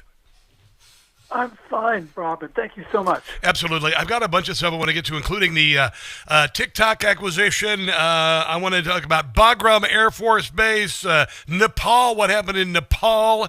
I think that. But you mentioned, we were texting a little while ago, that there's some things happening in South Korea. What do you know that's going on right now, sir? Yeah, on September 26th, there was a fire at the National Information Resources Management Agency in South Korea. Apparently wiped out about 600 government systems. It was at a backup facility, but the systems went down anyway, which is really, really suspicious. Yeah. People are now starting to say that this was like the Reichstag fire of 1933, which enabled Hitler to tell Hindenburg to pass the Enabling Act, which basically restricted freedoms in Germany, and it propelled Hitler to absolute control. Wow. Lee Jae-myung, the president of South Korea, is trying to seize absolute power. And we don't know a lot about this fire, but people are very, very, very suspicious about what's going on. Because this means the government, for instance, probably lost a lot of records from the last election, where there were irregularities, clearly. Really? Also, today is the day that South Korea is allowing in 2,000 Chinese tourists visa-free. Wow. They can't vet these guys with their information systems down. So there's a lot going on here, and people want to know more because, on the surface, this looks very bad. So tell me about the leader of South Korea. Are you saying, because I think we talked about there are a lot of Chinese special forces already in South Korea. You had told me that a while back. So is this a move by China to I don't know, to make South Korea fall? Well, it could be a move by Lee Jae-myung, the president, to let the Chinese in. Wow. He is, he came to the White House in August. Yes. He tried to make nice to the United States, but we know that he abhors or maybe even hates us. And we know this because statements he's made in the past about how American troops in Korea are a quote-unquote occupying force. And even more explosively, he has said that America was responsible for Japan's continuation of its colonial rule in South Korea. Wow, he sounds like a classic leftist. He is a classic leftist, but, the U.S. has survived 3 leftist presidents in South Korea. Yeah. But Yi is very different. He's the 4th, and he's the one we might not survive because he's more ruthless than his predecessors. He's maybe even more communist than his predecessors. He's certainly more determined and capable than his predecessors. So this is a guy who could end democracy in South Korea. Wow. He could deliver South Korea to China. Wow. And he might even end the South Korean state itself. We don't know what's in his mind, but we see what he's been doing, Rob, and the direction right now is terrifying. So I can't say that he's a communist, can't say that he's a traitor, but if he were a communist and traitor, he'd be doing exactly what he's doing right now. Well, it's the same thing they did here. It's the same thing they've been doing the world over, and it's worked actually in Venezuela, and it's worked for now in Brazil, and it sounds like it's happening in South Korea. South Korea is a monster economy, though. Do you suppose that with it being the monster economy, that the rest of the world isn't going to be so, down with communists taking over South Korea? Yeah, a couple things here. South Korea is the home to Samsung. Yes. Samsung makes about 8% of the world's most sophisticated computer chips. Yes. South Korea is like the 10th or the 11th largest economy in the world. And it anchors our Western defense perimeter. So if we lose South Korea, we lose a critical part of our defense line.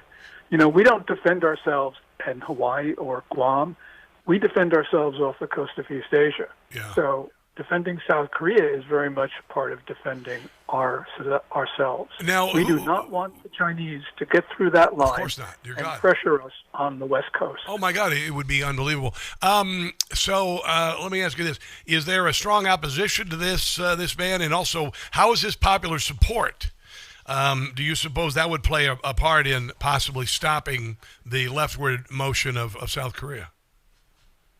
There are many South Koreans on the streets every weekend protesting Lee Jae-myung. And in general, the people in South Korea, more than half, far more than half, support the U.S. alliance because they know that it's the only thing that protects them from North Korea and China are American troops. It's that promise that we have to defend them that by itself stops the North Koreans. I mean, the North Koreans have the military capability to absorb all of South Korea in days, but they don't do it because they don't want to take on the United States.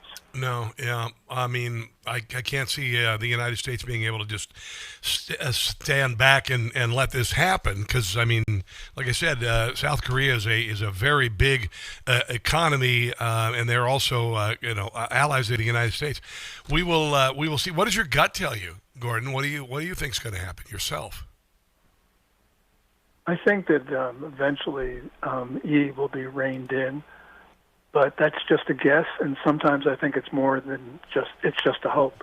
Yeah. But the point is, the Yi's attack on democracy and his movement towards China and away from the United States is extremely disturbing. Yeah. This is a guy who is really determined. So it's not like the leftists in the past that we got by. This guy is very different. You say he's very ruthless, like he would be the kind of person who we've seen in previous despotic regimes that left body piles in ditches. Yes. Wow. Right now, he's got his predecessor confined to a small jail, denying him medical treatment. Wow. Yoon Suk-yeol, the former president, is diabetic and ill to start out with, and he's also doing this with other people. So I think the Democratic Party of Korea, which is Yi's party, known as Minju, wants to see people die in jail. Yeah. I mean, it's the only explanation for what's going on. Well, it sounds like the same worldwide movement that has obviously infected the American Democrat Party, because the American Democrat Party sounds like they echo the exact same sentiments that this guy does, and this is not uncommon. This is a Marxist movement, and obviously it has infected South Korea, and it has progressed. We were able to put it back a little bit. We're still fighting it on November the 5th. But it sounds like Korea is in the same struggle that we were going through, and they it's a much more tenuous situation. Gordon, can you hold on for the next break? Because I do want to talk to you about TikTok separating from Byte Dance, I guess, the Chinese Communist Party. And then also I want to talk about Bagram Air Force Base, because the Chinese don't want us to get it back, and Trump's saying we got to get it. If you can hold on, I would love to talk to you about that. Let's take a break and come back. This is the Rob Carson Show.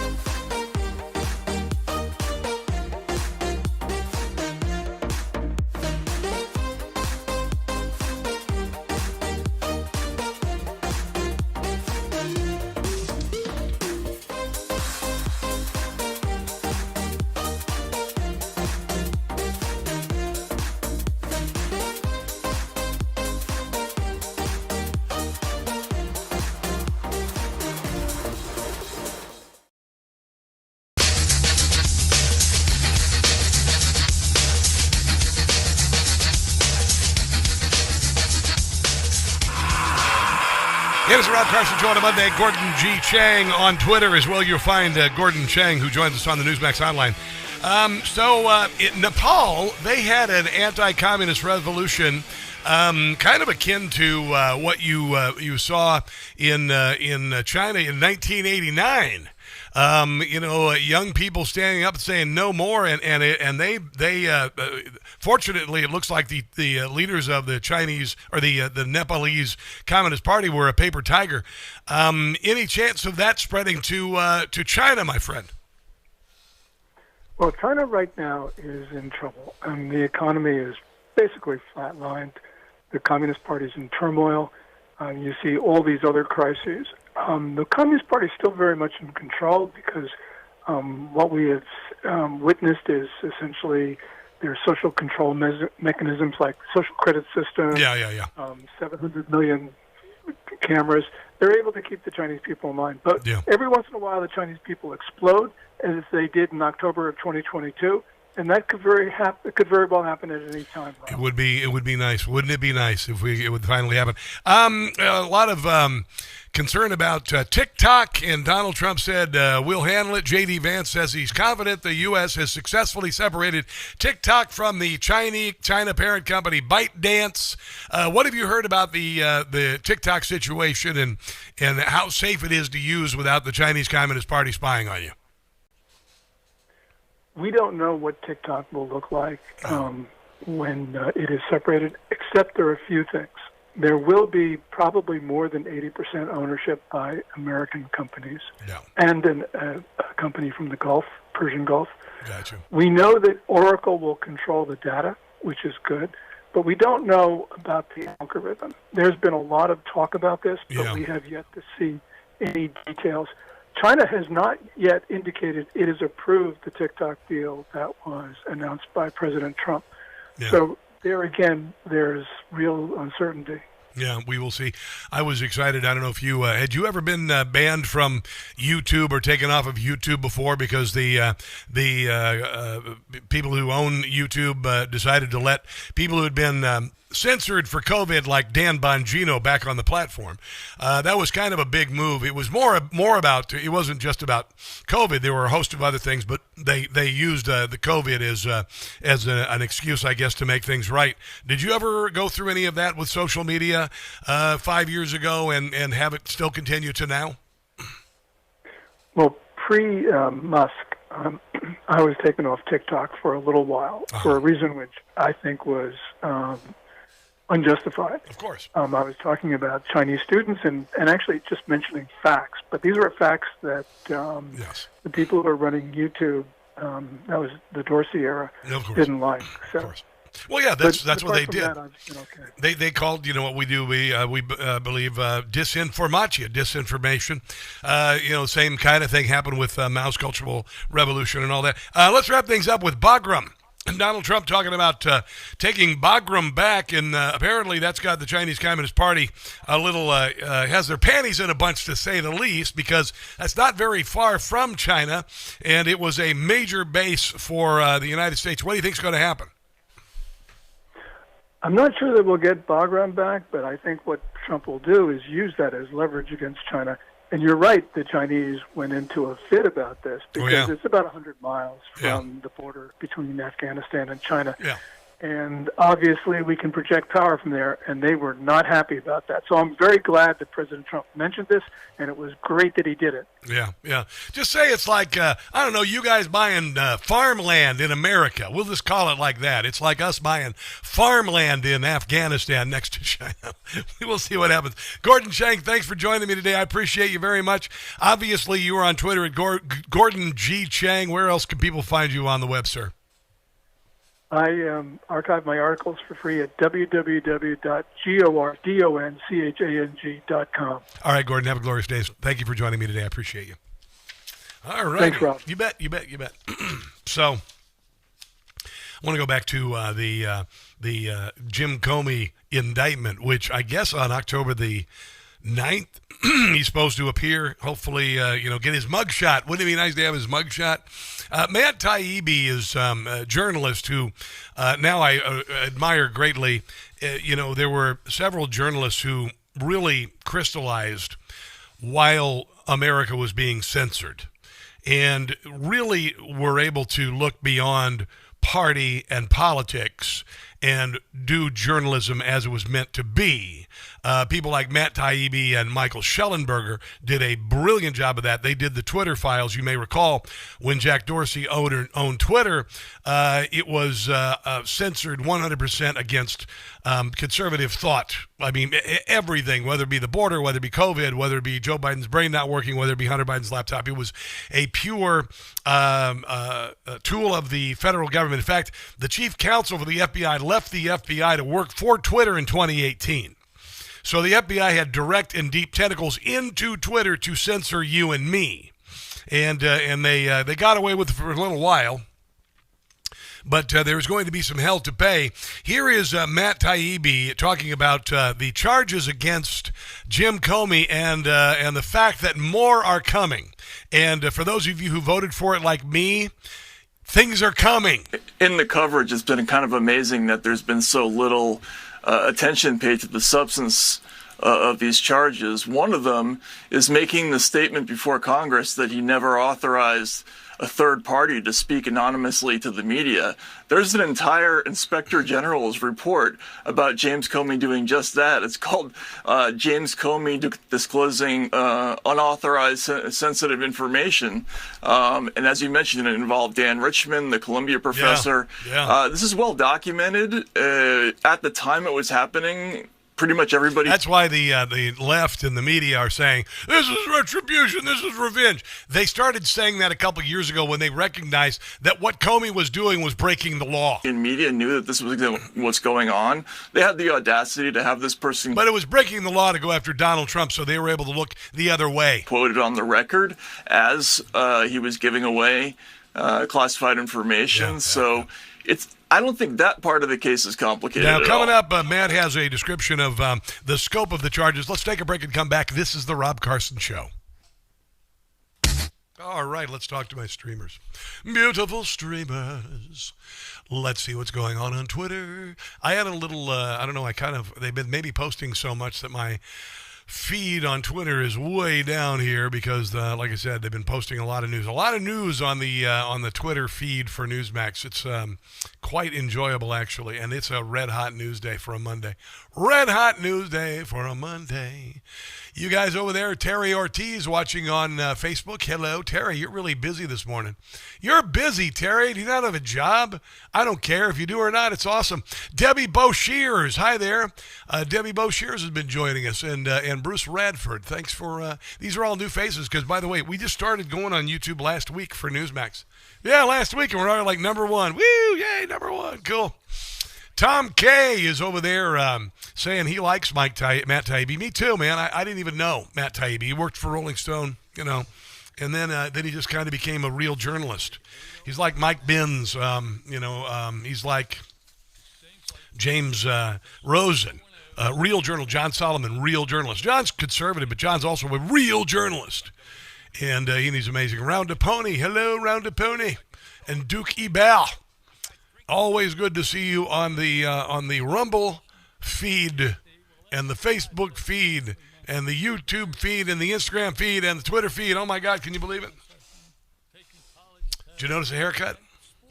First one in about 3 months. Took me a while to find a place, and I did. I found a place. All right, we're going to talk next, so hold on. Hold on, kids. I'm still looking for my Twitter feed here.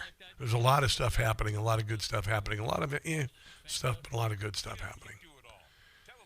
Even though Bad Bunny is going to be competing or going to be performing halftime for the Super Bowl. What a mistake. What a mistake, honestly. NFL, you keep shooting yourself in the foot. At 3 minutes. Diggy.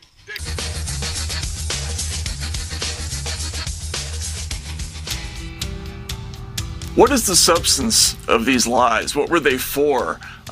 These news stories that were put out there. Matt Taibbi talking about Jim Comey lying before Congress. That were leaked to the press. The thrust of them was that Donald Trump was under the throes of a foreign government. He was a Russian agent. Think of the national security implications of implying that your own president is a spy for a foreign country. They really put us in a very, very dangerous predicament with Russia when they lied about Donald Trump colluding with Russia. Would that be tolerated in any normal country? You cannot let that go on. No. You can't have an FBI director doing these kinds of things and engaging in these sorts of... That's why Chris Wray needs to go to jail too. ...manipulations and lying to Congress about it and getting away with it. Yeah, he basically framed him as a traitor. And what's the punishment for treason? We all know what that is. Yeah. I mean, this is the worst thing you can possibly do. You know, James is a little bit of a drama queen. Yeah. By the way, here's Nancy Pelosi. She wanted Donald Trump to go to jail. So did all the Democrats. They wanted Donald Trump to go to jail, even though the charges were nonsensical. Tonight, House Speaker Nancy Pelosi escalating her war This is 2019. of words against the president. Politico reporting that during a meeting Because you see, they wanted to steal the election, and they did. Tuesday, she was pressed by Judiciary Committee Chairman Jerry Nadler to start impeachment proceedings. NBC News has learned from a congressional source Yeah, they already impeached him back in 2016 for nothing. in the room. Pelosi then said about the president, "I don't want to see him impeached. I want to see him in prison." Yeah, and see, now we want the people who did that to go to prison too. Pelosi has indicated she wants the president prosecuted after leaving office. Yeah, that's what she wanted. But and they did, by the way. They did 5 cases, now nonsensical cases where they tried to take Donald Trump's freedom and his fortune, and then they tried to kill him. Pelosi is facing pushback from a growing number of Democrats calling for an impeachment inquiry, up to 60 House members. But Pelosi insists it's too soon. We're following the facts. We'll take them where they lead us.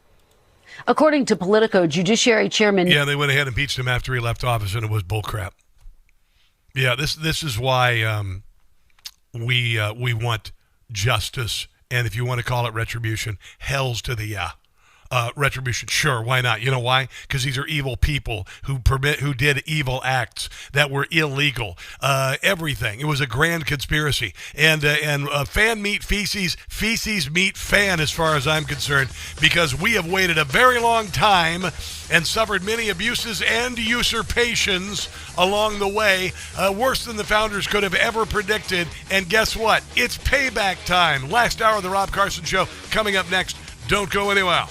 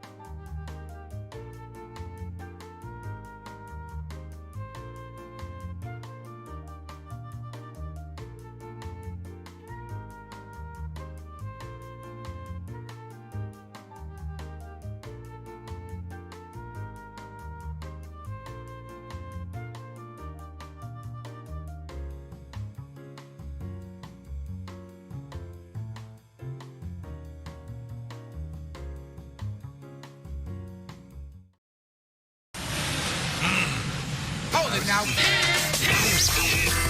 You are about to hear the most interesting, informative, thought-provoking, and funny show in America. On air and on the World Wide Web. This is the Rob Carson Show. This is the Rob Carson Show. Welcome to the final hour of the show today.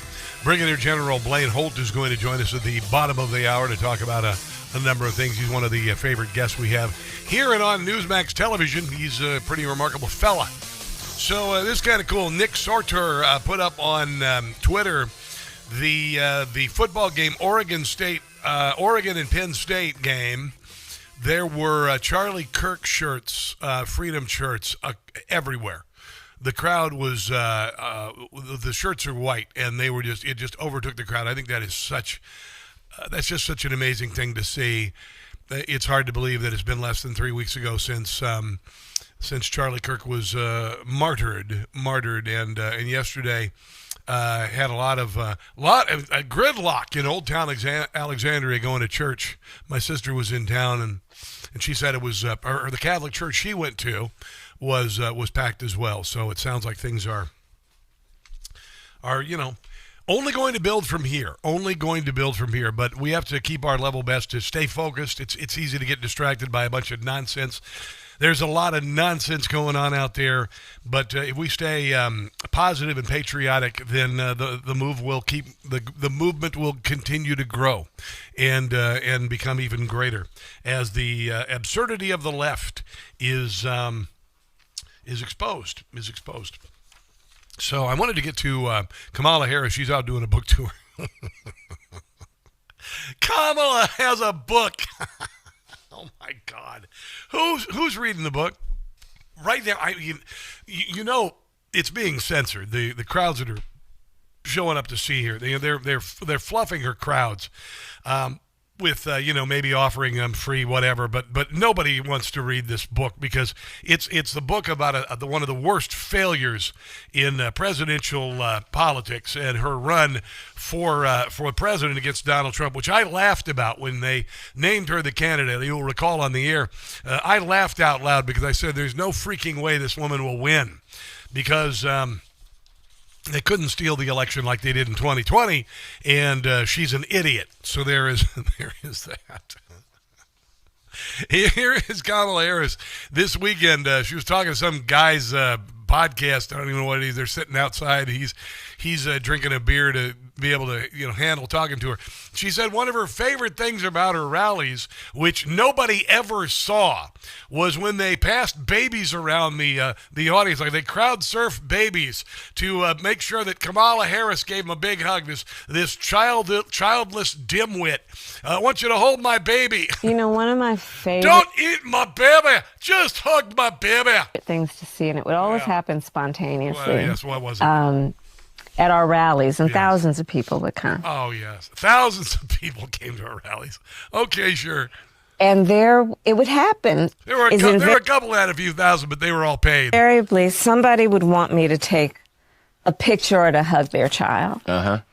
And someone in the back would hand that baby over. Oh, my God. Through the crowd. Oh, my God. Up to you. People who would... Don't eat the baby. Bless the baby.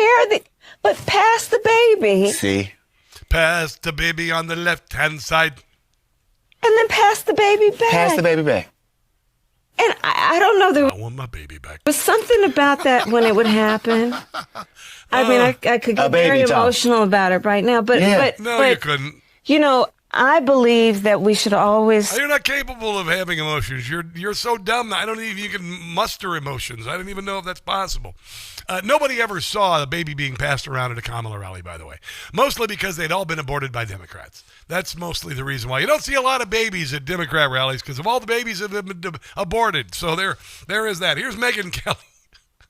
Talking about Kamala baby passing like it really happened. Okay, sure. Honestly, what idiot would hand their infant child through a crowd of people in the hopes that Kamala Harris would... Oh, my God, I would not hand my baby to Nancy Pelosi. Then it might get eaten. Then touch it or bless it or kiss it. That is absolutely foolish and She does that with children that she lures into her gingerbread house. Stupid. I don't even know if I believe it. I don't know if I believe it. This? Exactly. No, I had the same question.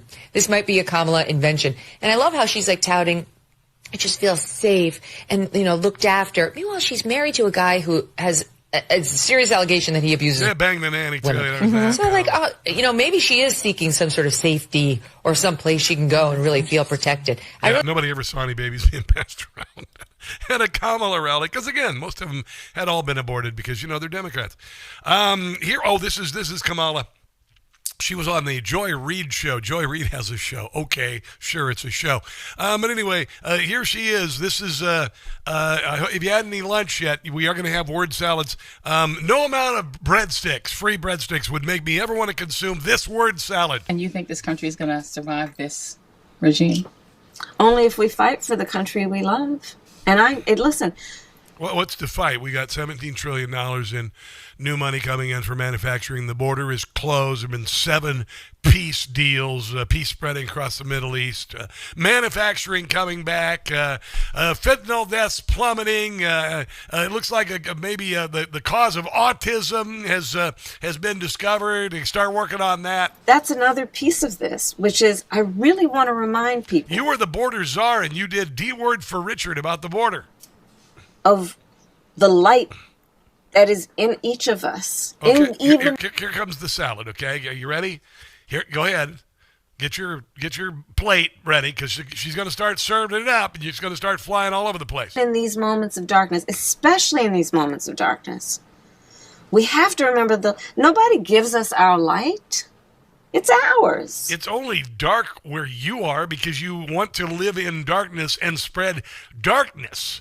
And do things like allow Antifa to attack ICE facilities and ICE officers and burn American cities.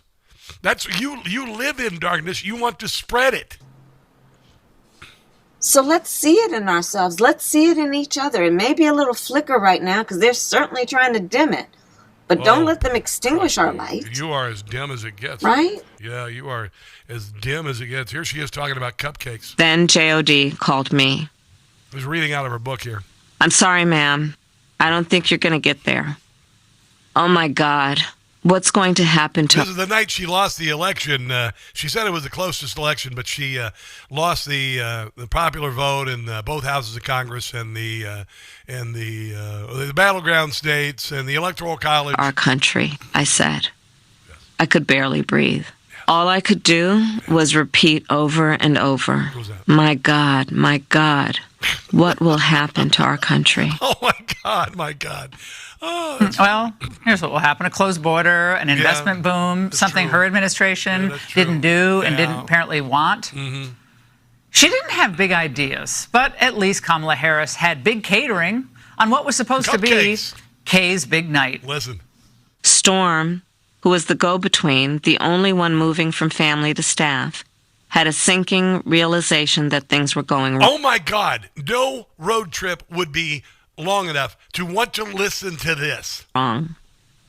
She had ordered up champagne for the celebration and specially decorated cupcakes. We hired the same company that did the fireworks for Hillary Clinton's supposed to be inaugurations. They needed the work.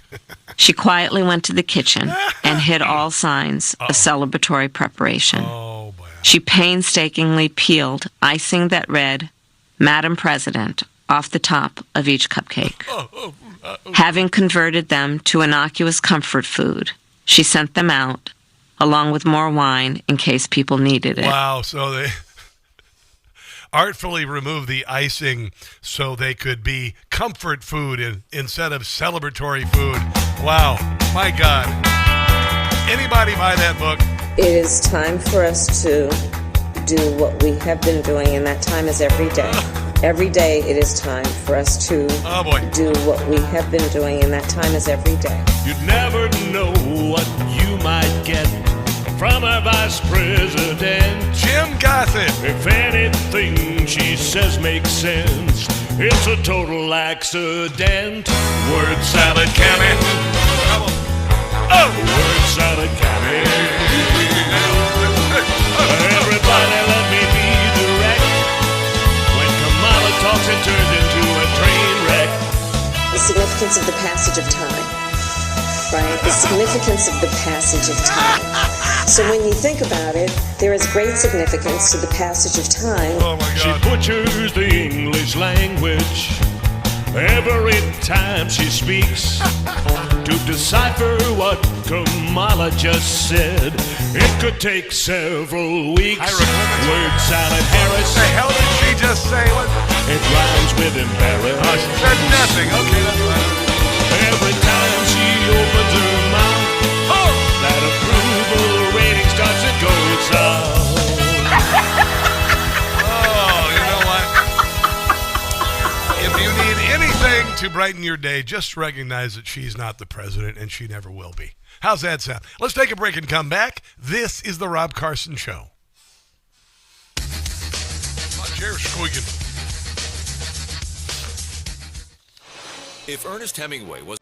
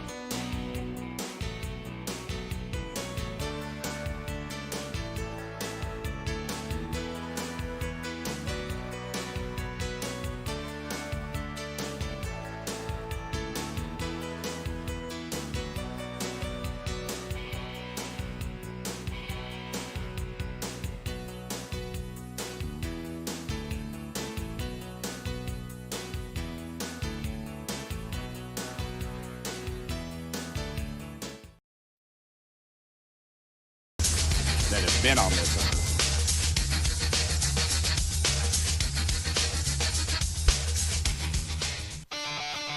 couldn't help but notice that on Twitter, Schumer shutdown is trending. Schumer shutdown, isn't that crazy? Because normally it's a Trump shutdown, it's a Republican shutdown. Talking about shutting down the government because of the budget and the Democrat Party. This is just, it gets so bloody old. Just so stupid old. Every time, continuing resolution comes along. Hey, we've been playing this damn tennis game or this ping pong game for decades. I remember I lived in Washington, D.C. when Barack Obama was the president. And, they shut down the government, right? And blamed it on the Republicans. It was all the Republicans' fault. And they had all these thousands of signs printed up that said it was the Republican shutdown, and everywhere they did it. And I remember I came here I was living in Washington, D.C., and I went down to the Vietnam Veterans Memorial, and they had shut down the Vietnam Veterans Memorial because they wanted to send a message. They wanted to punish veterans, first of all, because Donald Trump hates, Barack Obama hates veterans and hates the military. They did the same thing with the World War II memorial, but one of the Republican congresswomen at the time climbed over the barricade, opened it up, said, "You're not keeping these veterans from seeing the damn memorial." But I went over to the Vietnam's Veterans Memorial. Did you realize they had more people working to shut down the memorial than they had leaving it open? They had guards on either side. It's a sidewalk, okay? It's a sidewalk with that black wall with all the names, and you can go there and get your name of a loved one, a rub of the name to spell it out, whatever. And that's what they did. That's what complete jerks they are, and they're doing it again. Here's Tim Burchett talking about what's going on with the Schumer shutdown. Hey, everybody. Congressman Tim Burchett. Everybody's asking about what's going on with the Hakeem Jeffries and Schumer shutdown. Yes. As you know, we passed, the Republicans in the House and one Democrat passed a bill to keep the government open. And it was what's called a clean CR. Don't like them. We need to pass a real budget. Yeah, it would be nice, but it's better than what the Democrats had. And what do the Democrats want to do? They want a huge $1.5 trillion spending hike of your tax dollars that we're probably having to borrow anyway. Yeah, it's ridiculous, honestly. And this, again, I remember when Barack Obama was the president, the GDP crept along in spite of his policies.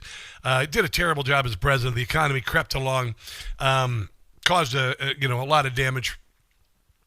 And government never cuts, never cuts. We suffered. And I remember just the last 5 years Joe Biden was the president of the United States. I lived in flyover country. I saw the suffering caused by his awful leadership and lack thereof. You saw the price of a new car go up, double. Used cars double.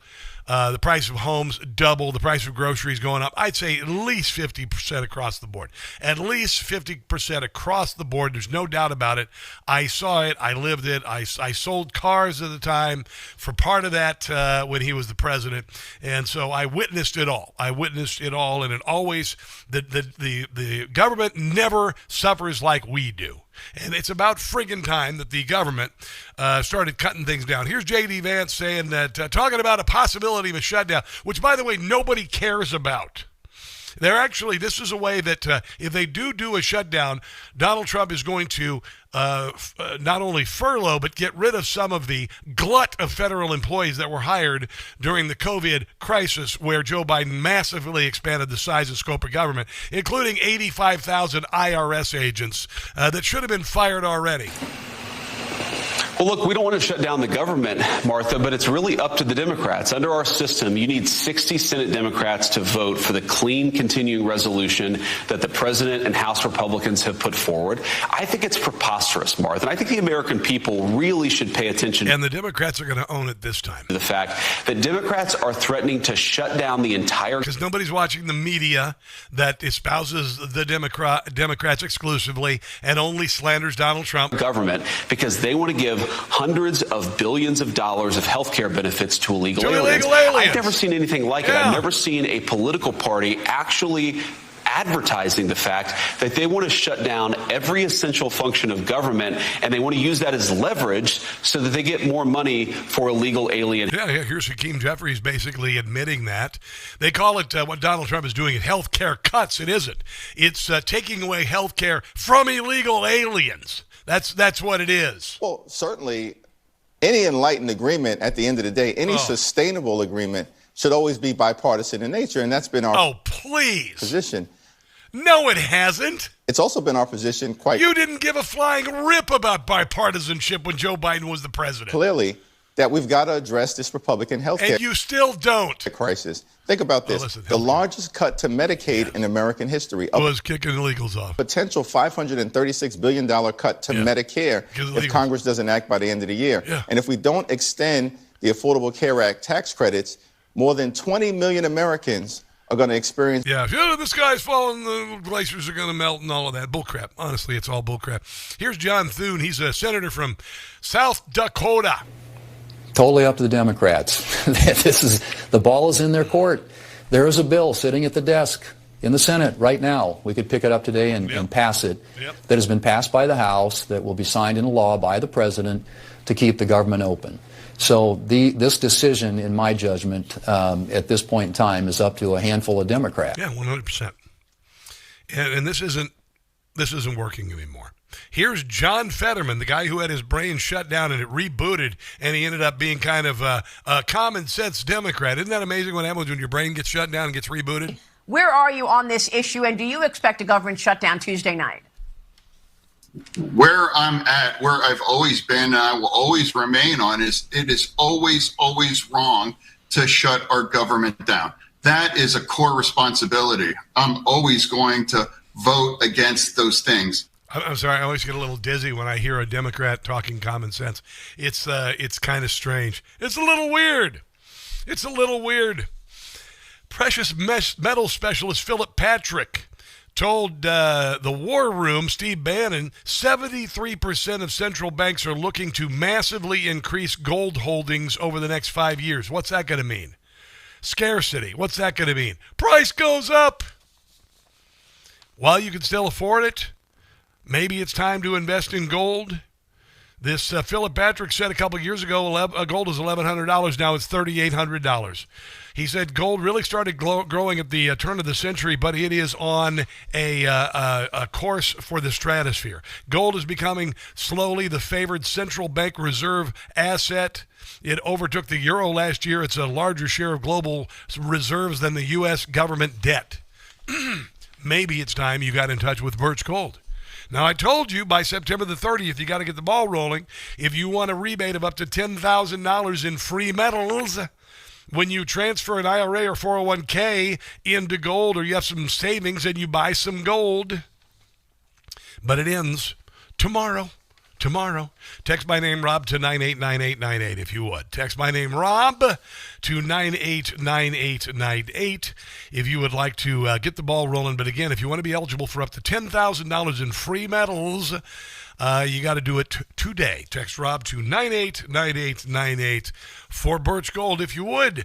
We've got Brigadier General Blaine Holt's going to be joining us next to talk about all sorts of things, including Ukraine and Russia and the other news of the day. On the other side of this break, this is the Rob Carson Show.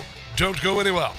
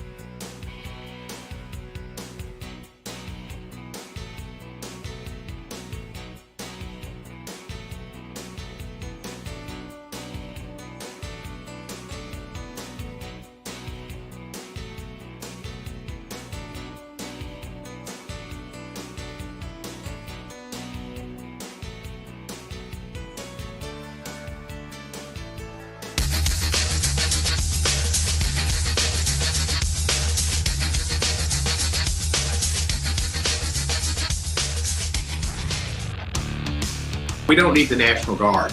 That gives an image of a city that is, as Trump called it, I don't want to say what he called it. The city's not hurting, and it's not a big bad problem. We do have high crime, but it's coming down. Anything that can help it come down is encouraged, and it'll be helpful. But the National Guard's not going to make the difference. That is Representative Steve Cohen saying, despite all the murders and everything and being the most dangerous city in America, Memphis doesn't need the National Guard. We also there was a good deal of gnashing of teeth with regard to sending Pete Hegseth sending 200 troops to Portland, where Antifa has been burning and looting its way through the city for going on 5 years now. It's a little bit ridiculous. Joining us on the NEWSMAX hotline to talk about this and other topics is the great Brigadier General Blaine Holt. Blaine Holt, welcome to the Rob Carson Show. How are you doing, my friend?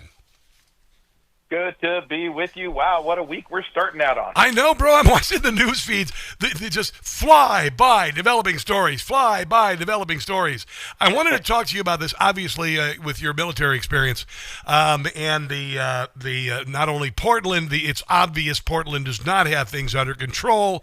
They have allowed Antifa to run roughshod, to cause countless injuries, to cause untold damage, to blast people awake in the middle of the night, all night. They've been throwing a temper tantrum for years and years and years, and the left is caterwauling. They say they have it under control. Help me understand this, Blaine. Help me. I know why they're doing it in America's inner cities with people of color. They want to keep them uneducated, angry, needy, resentful. That's the Democrat Party. Yeah, they want people divided. Yes. They want people divided. That's clearly what they want, and they want our cities on fire, and they want people feeling vulnerable, and they're all Democratic-led cities, and the big thing about this is they've got this juggernaut of a media machine, local media as well, that just says whatever talking points they want, and what they'll always show you on TV is the what I call the snowflake brigade. They'll show you the people wearing little furry hats and wearing a little Statue of Liberty costumes, and they'll tell you, no, we're not violent at all. This is just great, and Trump's a liar, and he did this to us, and it's bad. But what they don't show you is that the Antifa kids behind them are wearing blacked-out combat gear. They are well-equipped. They have been now trained since 2020 when they started burning down American cities. They've been trained in the use of firearms and cornering tactics and this type of thing. And they're still going at our ICE agents. They're going at targets in these cities, no matter what the media tells you. And so the president has said, no, we're going to have safe cities again, and I'll work out the legal stuff.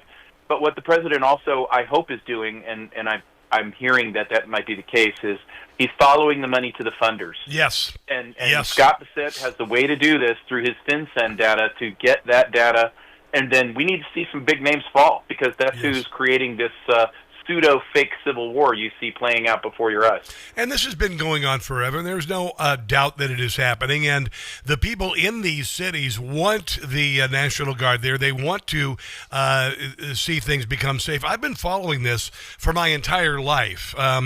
The Great Society, Lyndon Johnson's Great Society, destroyed the black family in a number of ways, and the Democrat Party has built a great wall between the rest of the country and America's inner cities, and right now Republicans are kicking it down. And I want to mention this. I was out this weekend, did a little it was kind of a town hall potluck kind of thing with candidates for office in Maryland. And Maryland is, another state that desperately needs Baltimore to have the National Guard in it, and I talked to the candidate for governor, and he's a Republican, and he said they went into the Baltimore.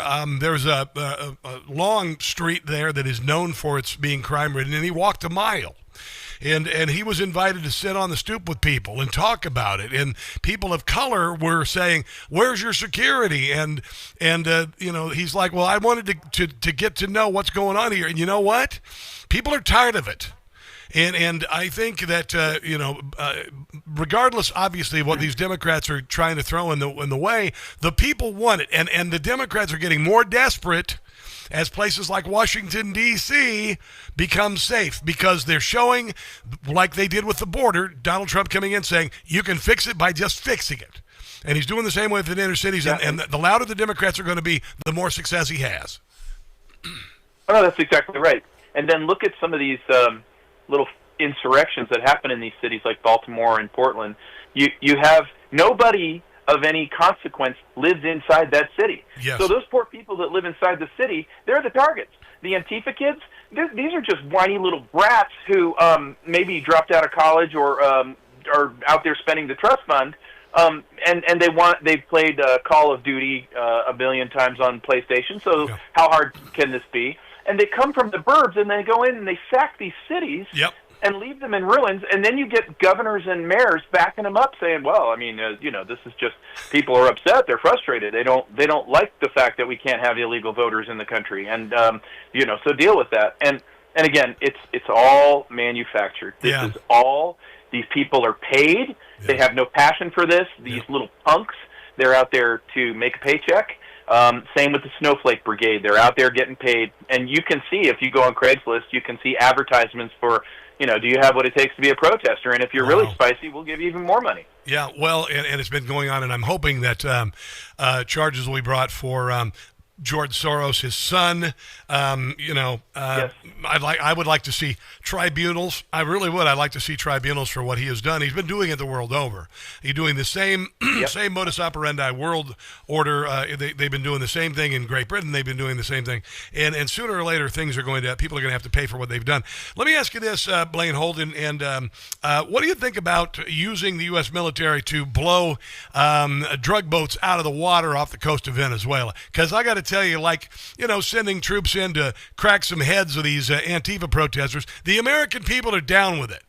But what do you think about that? Oh, yeah, vaporizing some speedboats. I was reading one of these Democratic senators was decrying that why can't we just pull them over, board them, and arrest these people and learn more about the drug trade? And it's dear God. We already know about the drug trade, you clown. We know all about the drug trade. We're going to vaporize some boats, get their attention. It's a good attention-getting step. Maduro now is going, wow, I sure hope they don't come after all those fentanyl factories here in this country, which we are. Yeah, well, that's the next question. What do you think is going to happen? I mean, they've been doing some amphibious landings, which really got Maduro freaking out. But how are we going to do this? Are we going to do this with surgical strikes, or are they going to be aerial? Are we going to send in special forces and paint targets? How do you suppose we're going to end this? Fifth-gen warfare, baby. We're gonna show some muscle in a kinetic way like we've been doing. Okay. We will see that, but we're not going to see 130,000 forces go take down Colombia. Gotcha. Fun an idea as that sounds. Yeah. But what we are going to do is we're going to pull the Jenga block out of this whole thing called the cartels. Yes. And it goes to all the evil in the entire planet. That's what President Trump is doing right now. The only thing I would tell the American people is, hey, when this happens, the cartels are going to get pretty upset, and they're all on every main street we have in the United States. So we've got to pull together as communities and understand that these wars don't stay overseas, kids. They actually come home, and the bad people are here amongst us. All right, very good. Blaine Holt, can you hold on for the next break? I want to talk to you about Trump's 21-point plan for ending the Gaza war and Benjamin Netanyahu. Oh, yeah. Okay, let's talk about that next. Let's take a break. This is the Rob Carson Show.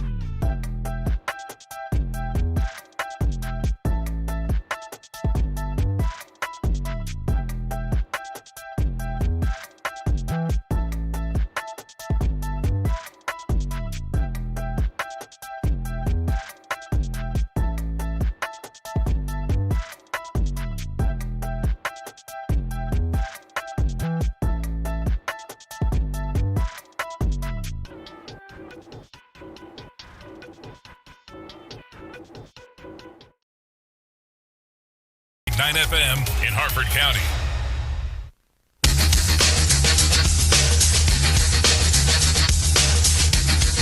There we go.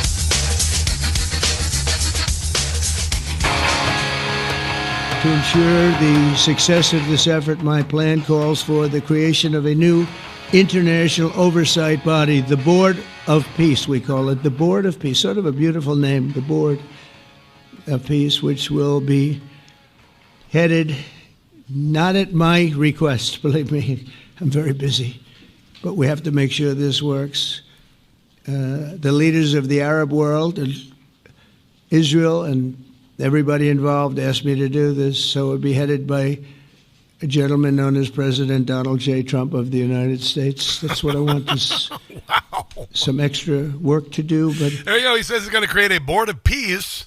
That is Donald J. Trump. This just now, by the way, he's meeting with Benjamin Netanyahu. They got the flag of Israel right next to the Stars and Stripes. Blaine Holt, what do you think, man?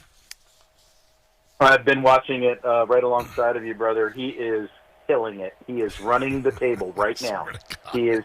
The presser started 2 hours late, so I'm thinking there was some loud voices. It sounds like the president's a little hoarse. Yeah. But it looks like he's getting his way, and we're going to move in the direction that his 21-point peace plan shows, and maybe there's hope now to get some of the living hostages back. As we stop the conflict, go to this new platform. Look, I'm all for it. I think this is wonderful. I'm sure there's a part of Prime Minister Netanyahu who's not very happy, but I absolutely do not care about that. Well, I was looking at the 21 points. We're not going to go through all of them right now, but number one, Gaza will be de-radicalized, terror-free zone that does not pose a threat to its neighbors. Gaza will redevelop for benefit of its people. If Israel and Hamas agree with the proposal, the war will end immediately with IDF halting all operations, gradually withdrawing from the Strip. Hostages released, hostages returned. Hamas members who commit to peaceful coexistence will be granted amnesty, while members who wish to leave the Strip will be granted safe passage to receiving countries. What do you think about that? I think it's great.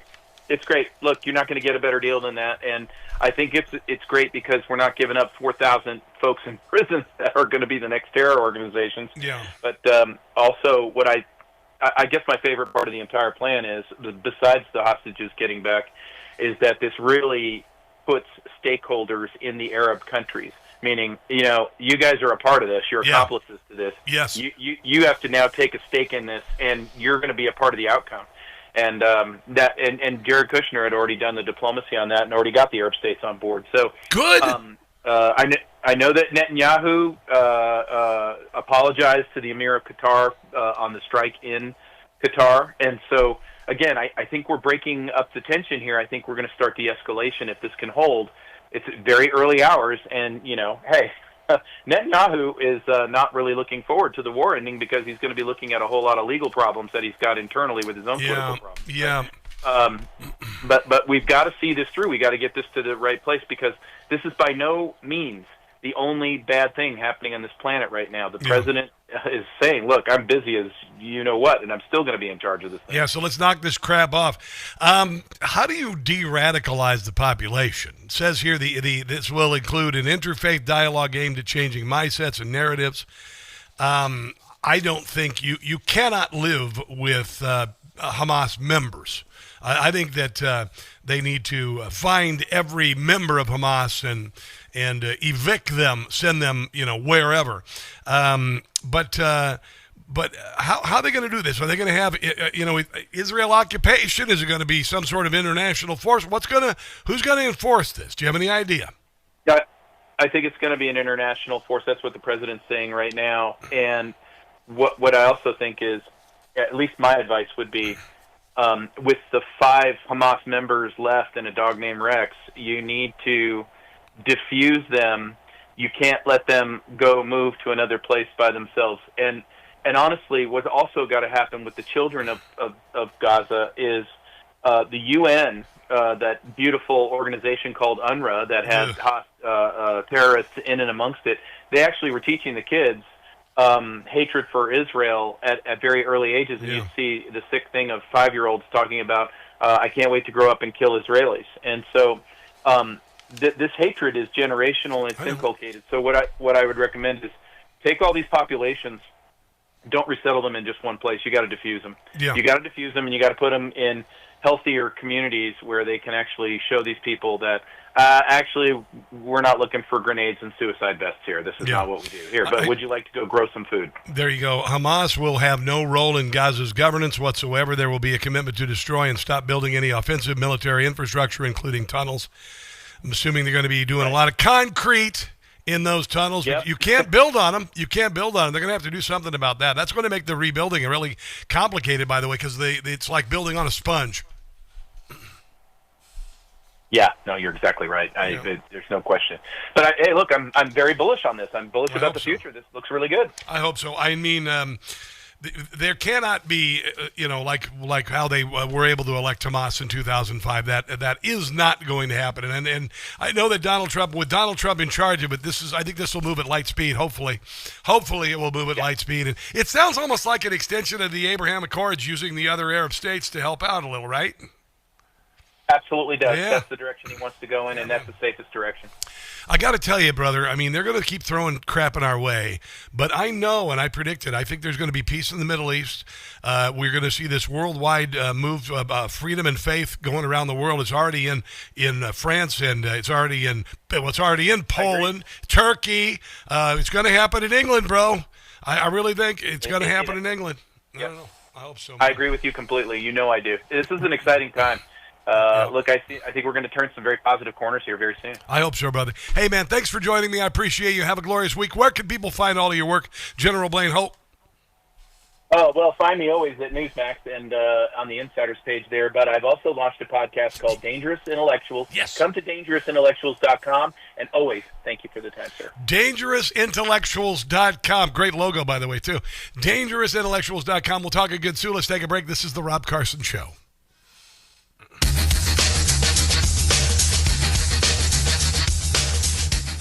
All right. I've got some funny stuff here for this last break. Hold on. This is fun here, friend. Fun. We'll have fun till Daddy takes the T-bird away. Here we go. Who do we got? R. DeSanti. The Pelosi mob needs Trump justice. Throw him in jail. I'm with you, bro. Fire Guy. So Fire Guy 17. How you doing there, Fire Guy 17? Haven't seen you in here before. Nice to have you joining me. And somebody commented about my hair. Well, I thank you. I got it high and tight. Check it out, man. Look at this. It was getting long. I was looking like Steve Bannon on a 3-day bender. Bannon always looks like a hot mess, doesn't he? But it doesn't matter what Steve Bannon looks like. It's what Steve Bannon says, for God's sake. He's a friggin' genius. I hope to run into him. I hear he is here in town. And I walked by him at CPAC. I couldn't get him to stop. But I would like to meet Bannon. He's a pretty amazing guy. Let's see who we got here over on the Facebook-aroo. We got Dale Arsenault still there. Hello, Dale. And Pranay Uprashat. Always good to see you there. Over on the YouTube, Terry Ortiz. You've been busy today. Bruce Radford, Sabrina G. Hope you're enjoying the radio program. And you know what? The YouTube is growing pretty dramatically. Kimberly Wiederhold. Hello, Kimberly Wiederhold. Good to have you. And Archangel Gabriel, priest, is on there as well. Must make a declaration of national and federal martial law. I don't think we need that yet. But the left, if they continue their bull crap and violence, it's going to have to be a lot bigger, and Donald Trump's going to have to kick some serious. But there you go. Last break. Here we go. PM. About 3.5. Little Chris Stapleton for you. Oh! Chris Stapleton is just amazing. I was mentioning earlier that I was in Old Town Alexandria yesterday with my sister, and I'm just I'm happy, man. I'm just blessed in so many ways, and I've been through some rough patches, but I'm walking along here. This guy, he's got his guitar and he's doing Chris Stapleton, Tennessee Whiskey, and I said, "Can I do backgrounds? Can I do harmonies?" And he let me do it. I'm pretty good at harmonies, by the way. I'm really good. I'm a really good in the car singer, by the way. I do all the harmonies, and he let me do it. And it was cool. We got some applause. It was cool. Tennessee Whiskey, Tennessee Whiskey, Tennessee Whiskey. 50-year-old mom protesting a school district's policy allowing students to use locker rooms based on gender identity decided to strip down to a bathing suit during a school board meeting, asking officials, if you are disrupted by a 50-year-old woman in a bathing suit, then you've just proven my point about vulnerability you are forcing on our children. Listen to this glorious mom start taking her clothes off. Depending on a child's transgender identity, that they can pick which bathroom they want. So we have, right now at this school district, we have children self-identifying into different bathrooms. This is allowed. She's taking her clothes off. No. We're going to recess. I'm going to finish my comments. You are violating my First Amendment right. I am putting on my PE uniform. Oh, look at how uncomfortable they are. Well-known parents' rights activist in Davis with children in the school district, and she tells me she felt the only way to get the board's attention was to turn to drastic measures by taking off her shirt and then her pants to get her point across. Yesterday, as I was preparing my comments, I thought, you know what? I'm going to try something different. I just thought I would show the school board what does it feel like to change into your PE clothing. And I had a bathing suit on, so everything was covered as an outfit. How can they expect the girls to feel comfortable doing that? So I just thought I made a really good point. I think you made a very good point. I think you made a very good point. You know, I don't think it was disruptive. What was disruptive was them interrupting my 3 minutes of free speech.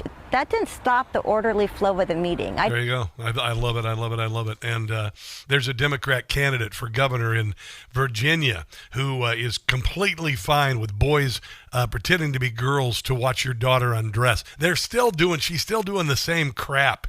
It is remarkable. Abigail, I call her Spam Burger because she's, artificially flavored and there's no substance. Anyway, but anyway, I think good for her. Good for her. She had to strip in front of the school board and make them feel uncomfortable. Now you know how the girls feel when a boy comes in and decides to leer at them. It's so disgusting. It's so sickening. That's going to do it for this Monday edition of the Rob Carson Show. I think it's a pretty good one, don't you? I think it's pretty darn good. Go to the podcast, your usual podcast platforms, Spotify, click the little bell and go ding, and then subscribe and share. All right? Have a glorious day, guys. God bless you, America's founded, Donald Trump and what he's doing, Charlie Kirk and his family. And until tomorrow, which is Tuesday, do not catch the stupid. We're winning. See ya.